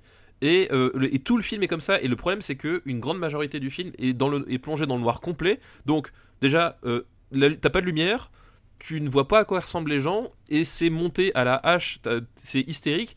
Il y a des séquences entières, je ne comprenais pas ce que je voyais, littéralement. C'est-à-dire, je n'arrivais pas à analyser l'image et à comprendre ce qui se passait. Je savais juste qu'à la fin, il y avait un mec mort parce que les dialogues le disaient et qu'il y avait un coup de feu, mais c'est tout. Il y a un moment, il y a une fille qui meurt et je me suis dit, tiens, mais ils ont tué Claire Redfield. Pas du tout, c'est juste que c'était si mal filmé que j'ai pas compris qui mourait. Oui, qu'on n'a pas compris qui était mort. Donc, comme je disais, donc le début du film, il y a Mila Jovovich toute seule face au truc. Et Jill Valentine, tu sais. Alors qu'elles étaient côte à côte à la fin de Rétribution, tu ne sais pas ce qu'elle est devenue. Pareil pour Ada Wong, portée disparue. Léon Kennedy, voilà, aussi complètement portée disparue. Entre-temps, Chris Redfield aussi. Chris Redfield, ça fait 2 films, on ne sait pas ce qu'il est devenu. Voilà. Mais après, ça reste cohérent par rapport au monde. Ils ont peut-être fait. Mais ils sont peut-être allés faire leur activité, quoi. Et plus tard, t'apprends en fait que Wesker les a trahis, d'accord, qu'il a en fait pas rendu ses pouvoirs à Alice. D'accord, donc, mais elle continue de faire des high kicks suspendus à des zombies, mais c'est pas très très important tout ça finalement. Et sans plus de trucs, et surtout que apparemment la seule mission de Wesker c'était de tendre un piège pour tuer Alice. Et donc il a quitté Washington en laissant Alice sur place et en ne la tuant pas. Voilà. Et tu te dis, mais les gars, vous êtes sûrs que c'est l'homme de la situation quand même? Parce que moi j'ai des gros doutes sur ses capacités, quoi. Et il y a une bonne trouvaille quand même dans le film, c'est les tanks. Il y a des espèces de tanks qui ressemblent un peu aux tanks des Cosmocats. Autant que des Cosmocats, c'est tout à fait. Avec beaucoup d'armement, aussi un truc qu'il a pompé quelque part. Un truc qu'il avait pompé sur Cosmocats et qu'il avait déjà utilisé dans son film Soldier avec Kurt Russell. Ah mais oui, c'est vrai. Donc ouais, il y a les mêmes setups, hein, vraiment, tu retrouves la même chose, quoi. Auto-repompe, ça passe. Et donc cette équipe va de plus en plus rentrer dans la base, une base dont il y a une porte quand même, puisqu'il a survécu à une explosion atomique, puisque ça fait une petite bouche d'entrée, avec des pièges complètement farfelus, du genre une hélice d'aération qui bouge dans les deux sens et qui va transformer l'un des survivants en steak tartare. Et au bout d'un moment, rassurez-vous, oui, il y a un couloir laser. Mais attention, nouveauté, cette fois-ci, les lasers ne sont plus rouges. Ils sont un joli cyan, tu vois, ils ont changé quand même C'est des lasers Jedi. Voilà, c'est des lasers Jedi, exactement. Et donc, le boss de fin de niveau est n'est autre que Ian Glenn, qui est donc revenu. Voilà, mais il faut savoir qu'il y a plusieurs Ian Glenn, puisqu'il y en a un autre qui est dans le tank Cosmocats. Le mec qui écoute nos résumés, qu'est-ce qu'il doit se dire, de quoi il parle des tanks Cosmocats? Et il a créé un culte religieux, en fait, Ian Glenn. Oui, littéralement, c'est le nouveau Messie, en fait. Oui, puisqu'en fait, tout ce qu'a fait Umbrella, en fait, c'était détruire, anéantir la Terre pour permettre à la vie de renaître. Ce qui est vrai, tu sais, moi, quand je sens la pollution à Paris, je me dis ça, en fait, faudrait qu'on meure tous et qu'on laisse le temps à la Terre de se régénérer. Qui est le scénario de la série Utopia aussi. Voilà. Exactement, quoi. C'est parfois je me le dis, peut-être c'est ça qui me rapproche de Ian Glenn. Mais bon, je suis pas un terroriste chimique.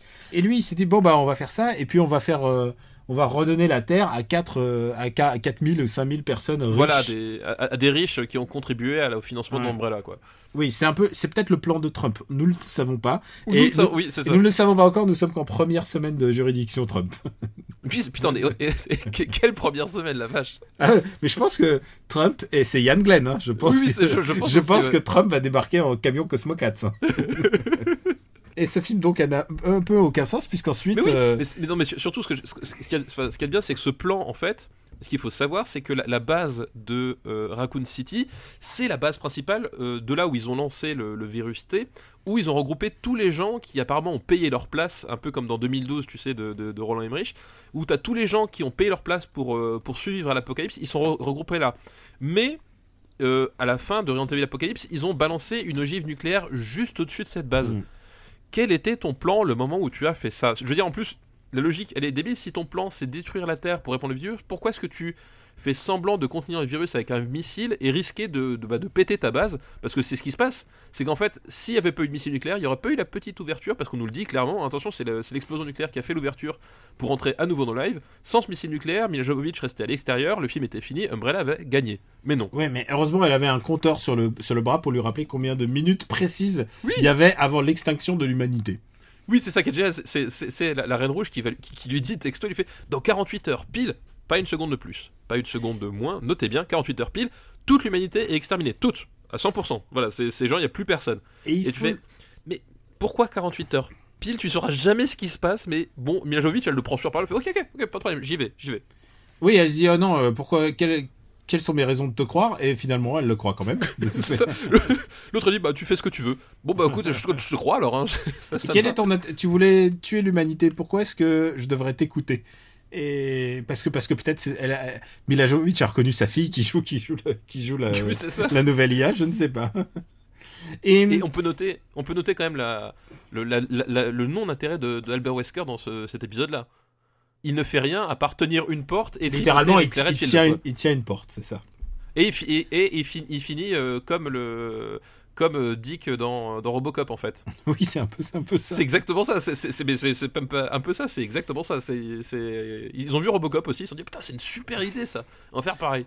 Au moins, ce film a le mérite de clore la série. Oui, ça boucle la boucle. Oui. On peut faire des suites, bien sûr, mais au moins l'arc narratif de Alice est bouclé. Oui, voilà, exactement. C'est qu'il y a une ouverture qui pourrait éventuellement être exploitée pour faire une suite sur ces bases-là. Mais si ça s'arrête là, effectivement, ça pose aucun souci, quoi. Où est-ce qu'on va classer ce film avant de faire les conclusions sur cette grande saga? Écoute, pour moi, je trouve que il a un gros défaut, c'est que il est vraiment atroce à suivre. C'est-à-dire, À regarder, il est vraiment. à regarder- C'est de la bouillabaisse, quoi. c'est vraiment de la bouillie. C'est ni fait ni à faire, hein, comme le disait ma grand-mère.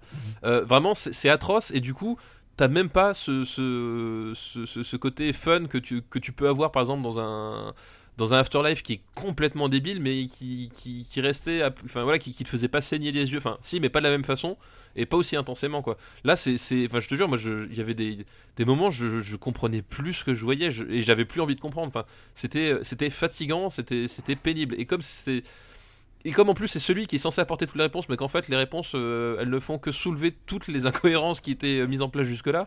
Tu fais non les gars, enfin voilà, c'est vraiment un épisode qui est vraiment très très très très pénible à voir, quoi. Donc tu le classerais sous Rétribution. Ah oui, je préfère Rétribution, ouais. D'accord, attends, je te fais le top final. Le premier, c'est Resident Evil Extinction, donc le troisième. C'est ça. Le deuxième, c'est Resident Evil Afterlife 3D, donc le quatrième film.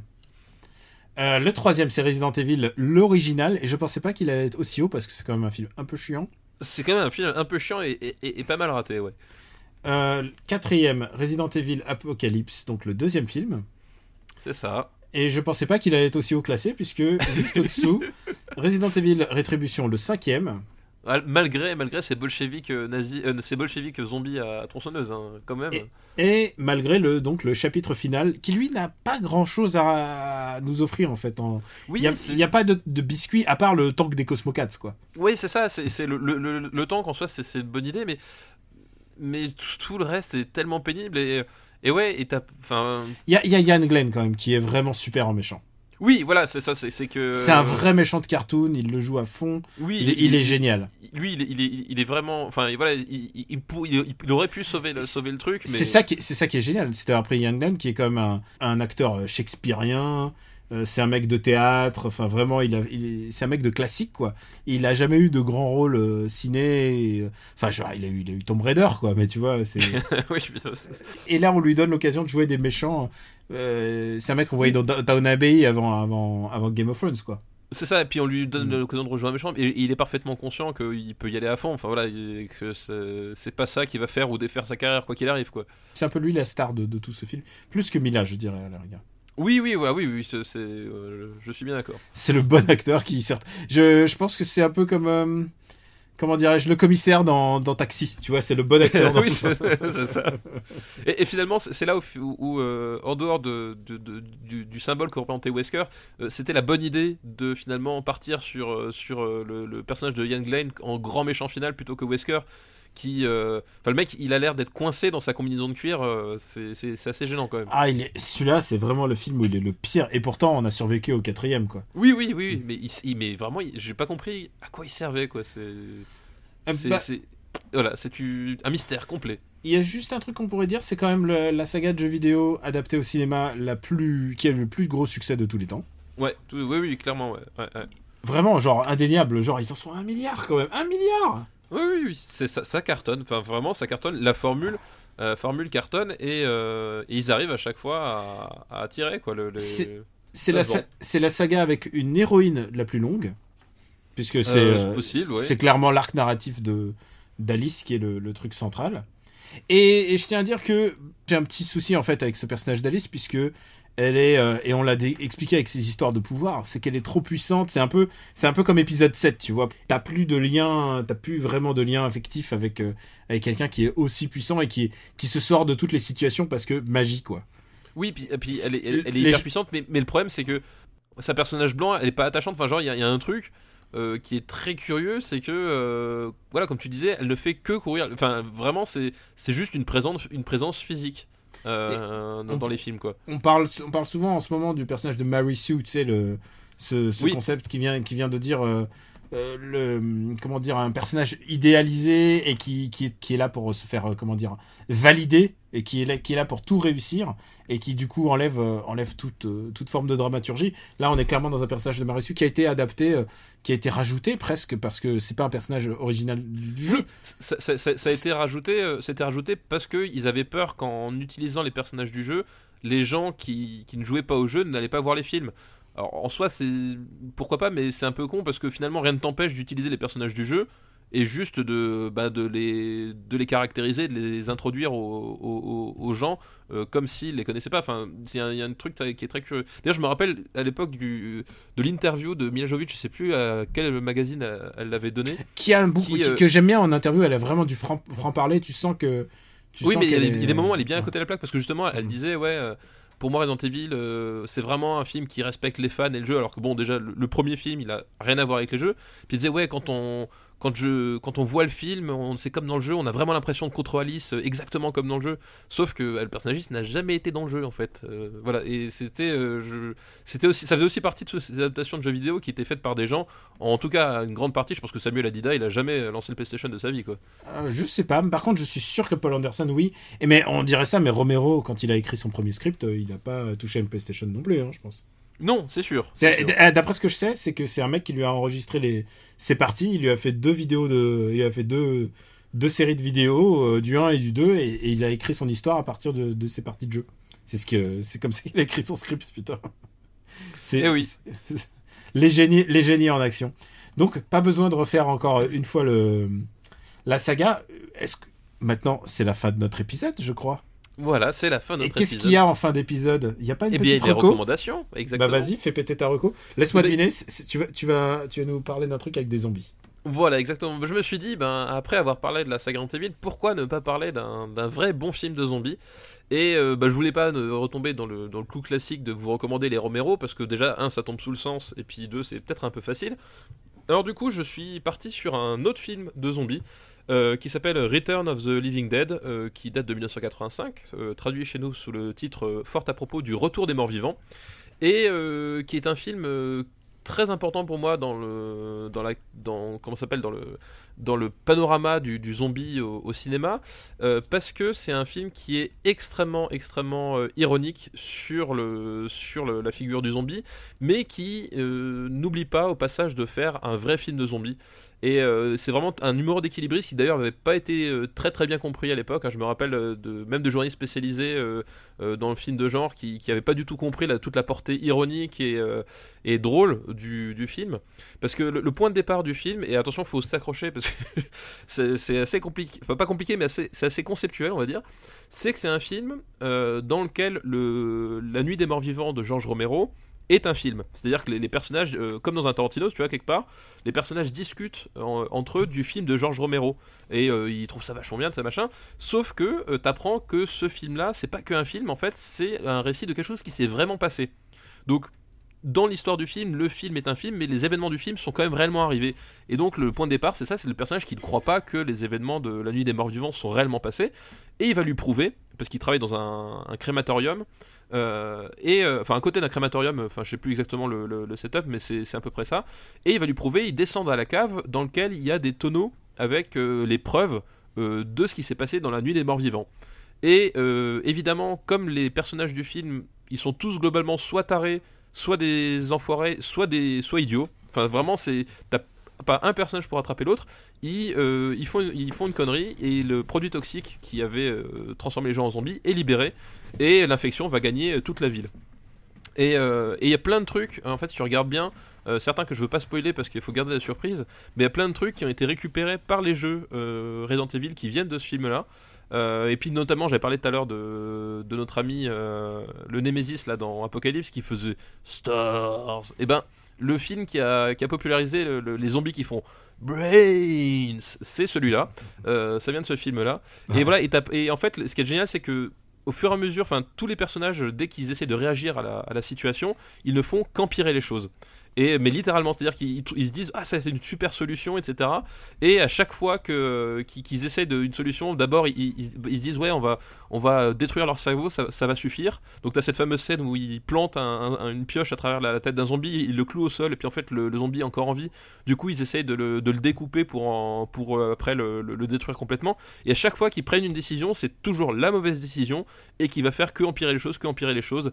Et après ça prend des proportions complètement maboules, avec des personnages complètement barrés, avec des punks qui se rajoutent par-dessus. Enfin voilà, c'est un film, ça va très très loin dans le délire, et c'est un vrai film d'horreur pour le coup, c'est pas du tout comme Resident Evil, c'est un vrai film d'horreur aussi. Donc voilà, c'est vraiment un film pour lequel j'ai énormément d'affection, mais qu'il faut regarder avec l'esprit un peu ouvert. tu m'as donné plus envie de regarder ce film. Mais oui, plus il faut le voir. plus que tous les Resident dont on a parlé. Moi, je vais recommander 2 jeux, pas un, mais 2 jeux. Le premier, c'est The Evil Within, qui est donc un jeu créé et développé par Mikami. Voilà, qui est Shinji donc, Mikami, le créateur de Resident Evil. Et aussi donc c'est la suite spirituelle de Resident Evil 4, qui n'a pas eu de suite en fait, vraiment, et le jeu qui a tout réinventé. Et là, c'est vraiment, il s'est proposé de réanalyser ses propres codes et d'en réingurgiter. Il a réingurgité les clichés. Et je crois que tu y as joué toi aussi. Oui, tout à fait. Moi, j'avais joué, forcément. Enfin, j'ai une certaine affection pour le survival horror d'une manière générale et beaucoup d'affection pour Shinji Mikami de façon particulière. Et du coup, oui, j'avais rejoué. Ouais, tout à fait, j'avais joué. Et c'est vrai que c'est pas parfait parce que il y a pas les moyens, qu'avec Capcom par exemple. Il y a pas le talent de finition, mais il y a quand même plein de bonnes idées, par exemple. Oui, puis Finition, c'est un jeu édité par Bethesda, donc faut dire que les finitions, c'est pas forcément leur marque de fabrique la plupart du temps. Mais moi, j'adore le fait que tu mettes des bastos dans des zombies et ensuite que pour t'économiser des balles, tu peux mettre juste une allumette et tu les crames après. Et ça, juste ce petit détail, je trouve ça génial. Et on retrouve un peu ce côté un peu viscéral de Resident Evil 4, le fait de tu ouvres pas les portes, tu les défonces, tu vois, t'as le choix, tu peux tout faire. Oui, t'as des pièges, il y a beaucoup Exactement. t'as beaucoup de choix. Et en même temps, ouais, c'est vraiment ça. C'est un Resident 4 assez viscéral. Il n'a pas évidemment connu le grand succès, mais il mérite au moins qu'on se réattarde dessus. Et le deuxième jeu auquel je pensais, c'est Shadow of the Damned, qui est un jeu qui est aussi produit par Mikami, mais qui est plutôt l'œuvre de Goichi Suda. Voilà, exactement. C'est l'association de Suda Goichi et de Shinji Mikami. Et de 2 mecs un peu barrés quand même dans le monde de l'horreur. C'est clairement des... Et ils sont barrés, mais pas c'est marrant, ils ont pas le même style. C'est ça qui est d'intéressant, c'est que c'est des mecs qui bouillonnent d'idées.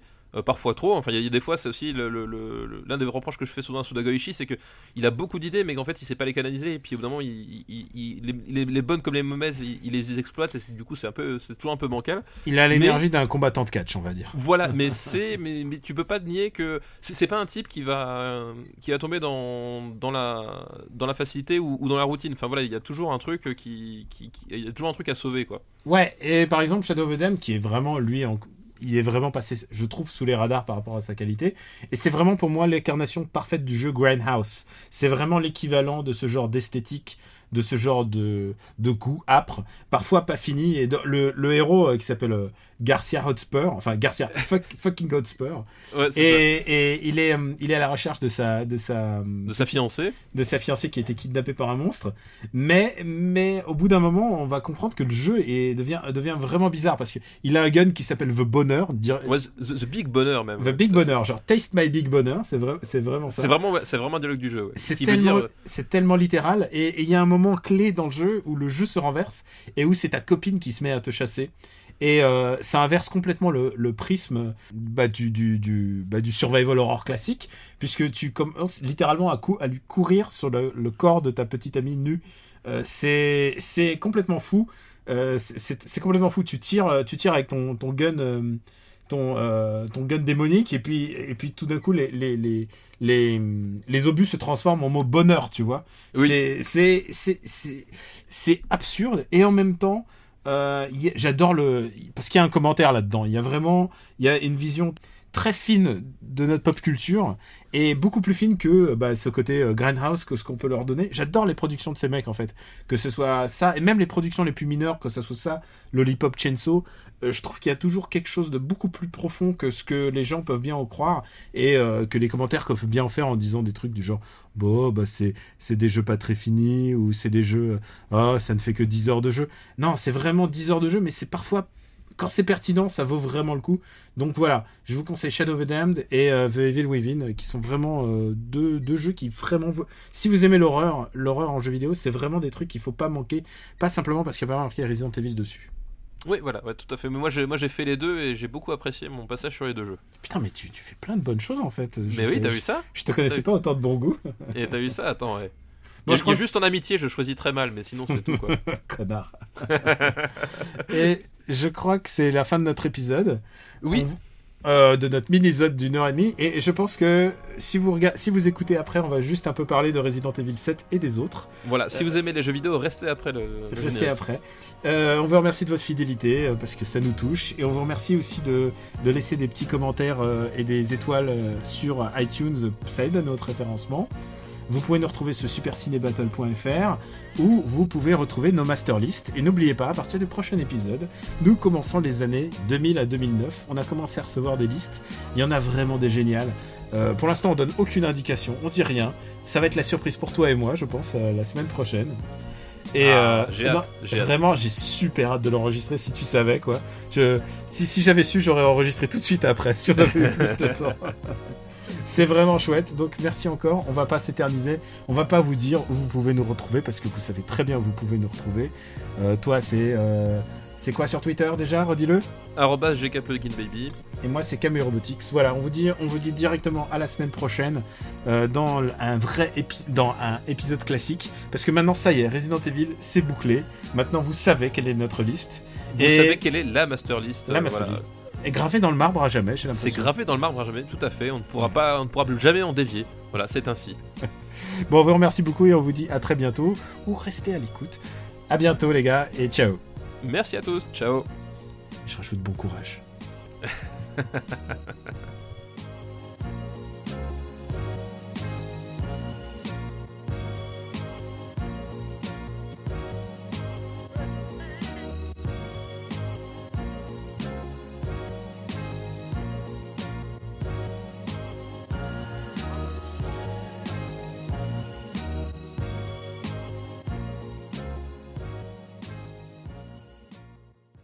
Alors Resident Evil, soyons cash, c'est lequel ton préféré? Eh ben écoute, tout simplement, mon préféré, c'est évidemment le premier, le Resident Evil original, le Resident Evil qui a inventé la formule, qui a foutu un coup de pied dans la fourmilière du jeu d'horreur et qui a modifié à jamais le visage du jeu vidéo, quoi. Alors, ça va pas te surprendre, moi aussi, c'est mon préféré. C'est le premier, et même l'original, pas le remake.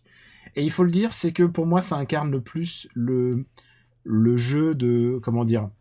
Le jeu de la génération PlayStation. C'est des jeux qui pouvaient pas être faits avant. Ouais, exactement. Il y a ce côté, effectivement, il y a ce côté, on a acheté la PlayStation pour la 3D, et voilà, et cette 3D, elle nous a permis d'avoir ce jeu-là. On n'était plus sur une ancienne formule, on n'était plus sur quelque chose sur une ressucée de ce qu'on avait déjà avant. On était sur vraiment quelque chose qu'on ne pouvait pas avoir autrement qu'avec cette machine, quoi. Et on a tous eu, j'imagine que tu as eu aussi le choc du chien, quoi. Oui, la séquence du chien, c'est mythique parmi les mythiques. Le truc, tu t'y attends pas, tu vas pas venir, ça te fait hurler de peur. Tu paniques, tu sais plus comment faire en plus. Et c'est là où tu vois que finalement, tout le génie du game design, c'est-à-dire que les contrôles très, très rigides et très étranges, parce qu'il faut rappeler que c'est un jeu qui était en caméra avec des plans fixes, et que tu dirigeais le personnage par rapport à sa position absolue, c'est-à-dire par rapport à l'orientation du personnage, pas par rapport à son orientation sur l'écran. Donc tu avais une espèce de gymnastique au début à faire sur te rappeler dans quelle position était le personnage, donc du coup quel stick orienté pour aller dans quelle direction, et du coup quand tu as ces clébards qui te sautent dessus, tous les calculs que tu fais dans ta tête tu paniques complètement, tu te cognes contre les murs, tu fais demi-tour dans le mauvais sens, et du coup tu t'es puni sur le champ, et voilà, et l'horreur était à ce prix-là, et c'est un vrai choix de game design. Certains peuvent juger ça, dire ouais c'est handicapant, machin, ça devrait être plus réactif. Non, le but c'est pas d'être réactif, le but c'est de te sentir être une victime potentielle à chaque instant, quoi. Et je crois qu'on sera aussi d'accord pour dire que le deuxième meilleur, c'est le 4, en fait. Oui, Resident Evil 4, évidemment, quoi. Puisque, comme on l'a dit dans l'épisode, c'est celui qui a tout fait. Voilà, c'est tous les jeux d'action modernes. Uncharted, voilà. Tout ça. C'est 2005, c'est la grosse claque. Et puis moi, il y a un truc que j'adorais, qui est parfaitement résumé dans la scène culte du premier village, c'est qu'en fait, tu te rends compte que tout dans cette scène-là est interactif, et tout peut te servir à la survie, parce qu'en fait c'est une scène de survie, hein, t'es assailli par les villageois, et vraiment dès que t'as un truc, tu te dis, et ça, est-ce que cet élément de décor là, si j'utilise, est-ce que ça marche, et à chaque fois ça marchait, c'est à dire que t'avais les portes, tu pouvais les fermer pour les ralentir, mais ils défonçaient les portes, alors du coup tu pouvais pousser les armoires, après t'avais une fenêtre à l'étage, tu dis bah merde je suis bloqué, ah non je peux passer par la fenêtre, enfin voilà, et tout est comme ça, tu pouvais kicker les échelles pour qu'ils évitaient qu'ils montent, enfin voilà, t'avais un côté enfin c'était rarement atteint, et d'ailleurs ça a même c'est même plus atteint aujourd'hui. Enfin je regarde malgré tout le bien que je pense d'un Gears of War, etc., t'as pas du tout ça. Gears of War, tu cours d'une couverture à l'autre, tu tires sur les mecs, et etc. De temps en temps t'en sonnes un ou deux sur le passage, mais ça s'arrête là. Là t'avais vraiment, en plus dans Resident, en plus tu as l'énergie, la vie qui est gérée par une espèce de couleur de barre de vie, voilà, et ce qui est quand même très très flou, très abscon, mais tu sais que quand t'es dans le rouge tu vas boiter et que tu vas mourir. Voilà, et malgré ça tu te rends compte que si t'arrives à garder ton sang-froid et à vraiment miser sur ton skill, t'arrives quand même à t'en sortir, et c'est ça la clé, c'est que cette barre de vie et ces éléments de mise en place te permettent à chaque fois d'avoir une solution que tu peux avoir, mais c'est difficile, c'est plus exigeant, mais c'est jamais impossible, et c'est le sentiment de satisfaction, genre enfin à la fin de certaines séquences, tu souffles quoi, tu dis j'y suis arrivé. C'est vraiment ça, c'est genre t'en peux plus à la fin. Et après la série c'est un peu plus ambigu. Toi, c'est quoi l'autre épisode que tu sauverais? Moi l'épisode que je mettrais derrière c'est Resident Evil 2, parce que c'était l'épisode qui réussissait à élargir le spectre, puisqu'on passait du manoir Spencer à la ville de Raccoon City, tout en gardant cette approche de l'horreur classique. Enfin, il y avait t'avais des nouveaux personnages, ok, mais t'avais vraiment un côté voilà, c'était finalement ce que nous promettait la fin du 1, et qui je trouve était vraiment bien exécuté quoi. Tu sais que moi j'ai un problème avec celui-là, parce qu'en fait avec les 2 CD t'avais deux histoires parallèles, mais en fait tu faisais les mêmes trucs, et c'était à ce moment-là que je commençais à en avoir un peu ras-le-bol des puzzles 3D, et des puzzles, tu vois, genre il faut mettre le joyau, le cristal dans l'œil du tigre pour ouvrir la porte de machin, et j'en pouvais plus, et de le faire 2 fois ça m'a usé. Je pense que c'est celui où j'ai eu pas un désamour, mais je sais qu'il est très populaire, mais moi c'est pas du tout ma came. Par contre j'ai bien aimé le 3 Nemesis, qui reprend en fait ce que j'aime le plus dans Resident Evil, c'est le moment où tu te fais poursuivre en fait. Je pense que la série n'est jamais aussi forte que quand tu sens la crainte, quand tu as l'impression que tu vas te faire poursuivre sans cesse, et que tu peux rien y faire. Dans le premier, à un moment, pendant le temps de chargement, tu sais, c'est ces moments où t'étais tranquille, c'était calibré, tout de coup, à un moment, tu vois... T'étais tranquille ou pas, enfin, c'était aussi les temps de chargement de la porte, tu sais pas ce que t'avais derrière parfois, quoi. Voilà, mais tu vois la main du Hunter, et quand tu vois la main du Hunter, tu comprends que même pendant les temps de chargement, tu n'es pas à l'abri. Oui, parce que ça brisait un code. Enfin, c'est-à-dire que pour resituer, c'était jusqu'à présent, dès que tu avais un souci dans une salle, si tu arrivais à t'enfuir, tu passais la porte, le temps de chargement te protégeait. Et c'était un code qui était bien établi, auquel tu t'habitues forcément, parce que, comme dit, tu es très vulnérable et tu as envie d'économiser tes munitions, tu as envie d'économiser ta vie. Donc, au bout d'un moment, tu finis par exploiter ce code, et à chaque fois, tu te sens à l'abri. Jusqu'au moment où tu arrives sur le Hunter, et là, boum, dans la gueule, il te tue avec avec son coup de bazooka. Il te tue, et il te poursuit à travers cette porte, et là tu fais ah merde, et du coup tu es obligé de changer ta façon de jouer pour t'adapter quoi. Et on ne peut pas finir de parler de la série. Bon, évidemment, on va zapper l'épisode 5 et 6, on s'en fout. Code Veronica, c'est un peu un rehash du premier. Mais il y a un truc important, je trouve, c'est le 7ème en fait, qui est une sorte qui est sorti en plus là quelques jours, il y a quelques jours avant la sortie de Final Chapter, le film. Quel timing. Ouais. Et donc oui, cet épisode-là est un retour aux sources, puisque c'est vraiment une maison, enfin vraiment une mansion à l'ancienne. Et on est entouré par une famille de fous. Et toi, ça t'a plu donc? Ouais, moi j'ai beaucoup aimé. Déjà, on change complètement, parce que on oublie les zombies, on oublie les influences Romero. Là, on est plus du côté de la colline à des yeux, avec un peu de massacre à la tronçonneuse, évidemment pour le côté famille de dégénérés, avec pas mal de Rec et de Roger Blair Witch aussi, dans les grandes influences cinématographiques de cet épisode-là. Et même un petit peu de Virus, beaucoup moins connu, avec Jamie Lee Curtis. Qui est pas un très bon film, mais il y a des clins d'œil évidents. Et même à The Thing d'ailleurs aussi. Il y a un boss qui m'a vraiment fait penser à The Thing. Enfin voilà, donc On est dans des domaines de l'horreur qui sont bien différents. Et ouais, j'ai beaucoup aimé parce que c'est une vraie relecture, réappropriation des mécaniques de Resident Evil 1. Mais adapté, modernisé. Enfin, il y a un côté, voilà, on a repris les trucs. Qu'est-ce qui faisait que Resident Evil 1 ça fonctionnait, et comment est-ce que, voilà, on peut en faire autre chose sans forcément marcher sur les mêmes plates-bandes. Et je trouve que l'exercice est vraiment, vraiment très réussi en fait. Et je pense que la bonne idée pour eux, ça a été de prendre un occidental, Richard Percy, un mec qui a fait Spec Ops, donc. Oh putain, mais quel grand jeu Spec Ops. C'est vraiment bien parce que moi c'est évidemment c'est pas ma cam. Ouais, mais Spec Ops The Line, pour moi, c'est peut-être l'un des jeux les plus importants de ces 10 dernières années. Vraiment. Ah d'accord. Complètement sous-estimé. Parce que en fait, c'est pareil. Le 3/4 des gens vont s'arrêter à la surface, genre ah ouais, c'est des militaires en vue TPS, on tire sur des gens, ok, aucun intérêt. Alors que genre c'est ne pas comprendre du tout le jeu. Et surtout, c'est un jeu qui utilise, voilà, c'est peut-être aussi le point commun qu'il y a avec ce Resident Evil, c'est que c'est un jeu qui utilise son canevas, c'est-à-dire un jeu de tir à la troisième personne, pour en dire quelque chose, et ça sert réellement à la fois le propos, et à la fois en termes de gameplay, il joue sur ce côté routinier, pour faire des séquences qui veulent dire complètement autre chose de ce qu'on a l'habitude, quoi. Ah bah écoute, tu m'intéresses de ce que tu me dis parce que c'est un jeu qui a pas du tout eu l'écho médiatique ou même critique, hein. Enfin moi je lisais les critiques de l'époque, je suis scandalisé qu'on puisse passer autant à côté d'un jeu comme ça, quoi.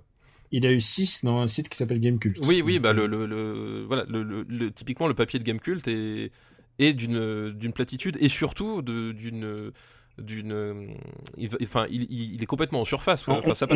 On dit ça parce qu'on travaille tous les deux. Oui, voilà, on peut se le permettre. Donc on peut se permettre. On peut se le permettre, et voilà, mais chez les concurrents c'est pas forcément mieux. Mais là, enfin, je veux dire, on a aussi sans doute raté parfois des trucs. C'est pas la question. On a tous raté des trucs, et voilà. Et là, ça en faisait partie. Peut-être que moi j'ai raté Resident Evil 2, hein, je ne sais pas. Voilà, non, mais voilà, Spec Ops, voilà, petite parenthèse Spec Ops. Enfin, pour moi, c'est un jeu, c'est un des rares jeux qui m'a marqué, mais genre.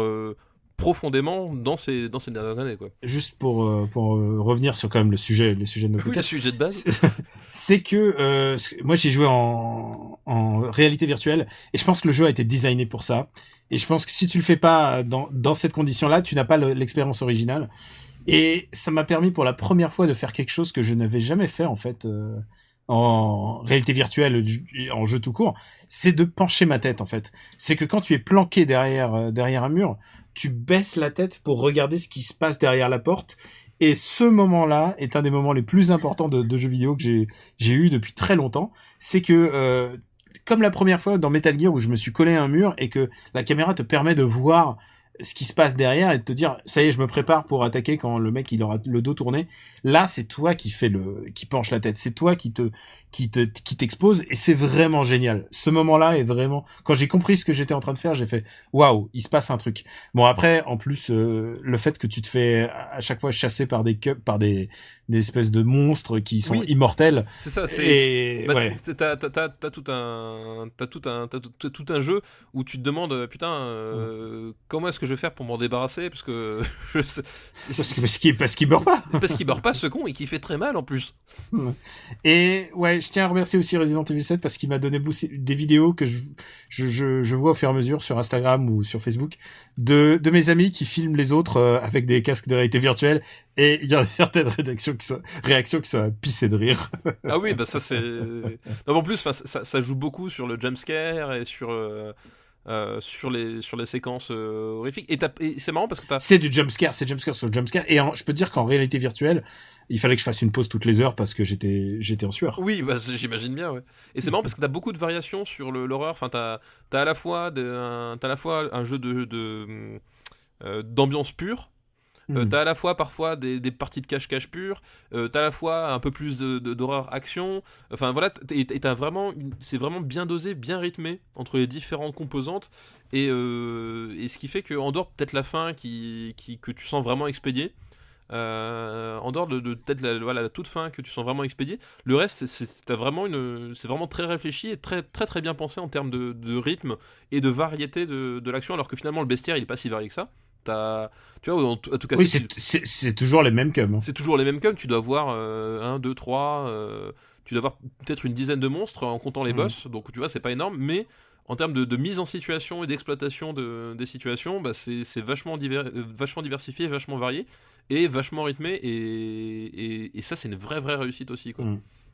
Bah écoute, on est positif sur Resident Evil 7. Je pensais pas l'être autant en fait. Non, moi non plus. Honnêtement, je pensais pas l'être autant parce que, comme dit, moi j'avais fait la démo Beginning Hour, et surtout j'avais fait tous les jeux indés d'horreur en première personne. Enfin, même je me souviens de Condemned à l'époque. Je sais pas si tu te rappelles la sortie sur Xbox 360. Tous les Soma, les Amnesia, les Outlast, etc. Et dans beaucoup de cas, c'était des jeux qui tournaient très vite en rond. En termes de mécanique et de situation, et à part peut-être Amnesia qui reste pour moi un des fers de lance de l'horreur à la première personne, et je m'attendais à ce que Capcom tombe justement dans ce piège là du gimmick, et en fait non, ils ont réussi à vraiment bien diversifier leur copie, et vraiment très bonne surprise, quoi. Ouais, je trouve, je suis assez... mais encore une fois, si vous n'y avez pas encore joué, faites-le en taxez-le casque de... Moi, j'ai pas de casque de réalité virtuelle. Taxez-le à un pote parce que, voilà, c'est vraiment, ça vaut le coup d'être vécu. Et je sais, il y a des histoires de motion sickness. Moi, je suis pas victime de motion sickness. Mais par contre, il faut que je fasse une pause toutes les heures parce que putain, tu perds 10 kilos à chaque fois. Et en plus, tu gueules, quoi. Moi, je leur gueule dessus comme s'ils étaient devant moi. Je crois qu'on a bien fait le tour, de la question. Ça fait un sacré bonus. Et ce qui est bien, c'est que maintenant, on en a fini avec Resident Evil. On n'aura plus jamais à le faire ou à le refaire, n'est-ce pas? Oui, c'est ça. Voilà, exactement. Jusqu'au reboot. Jusqu'au reboot.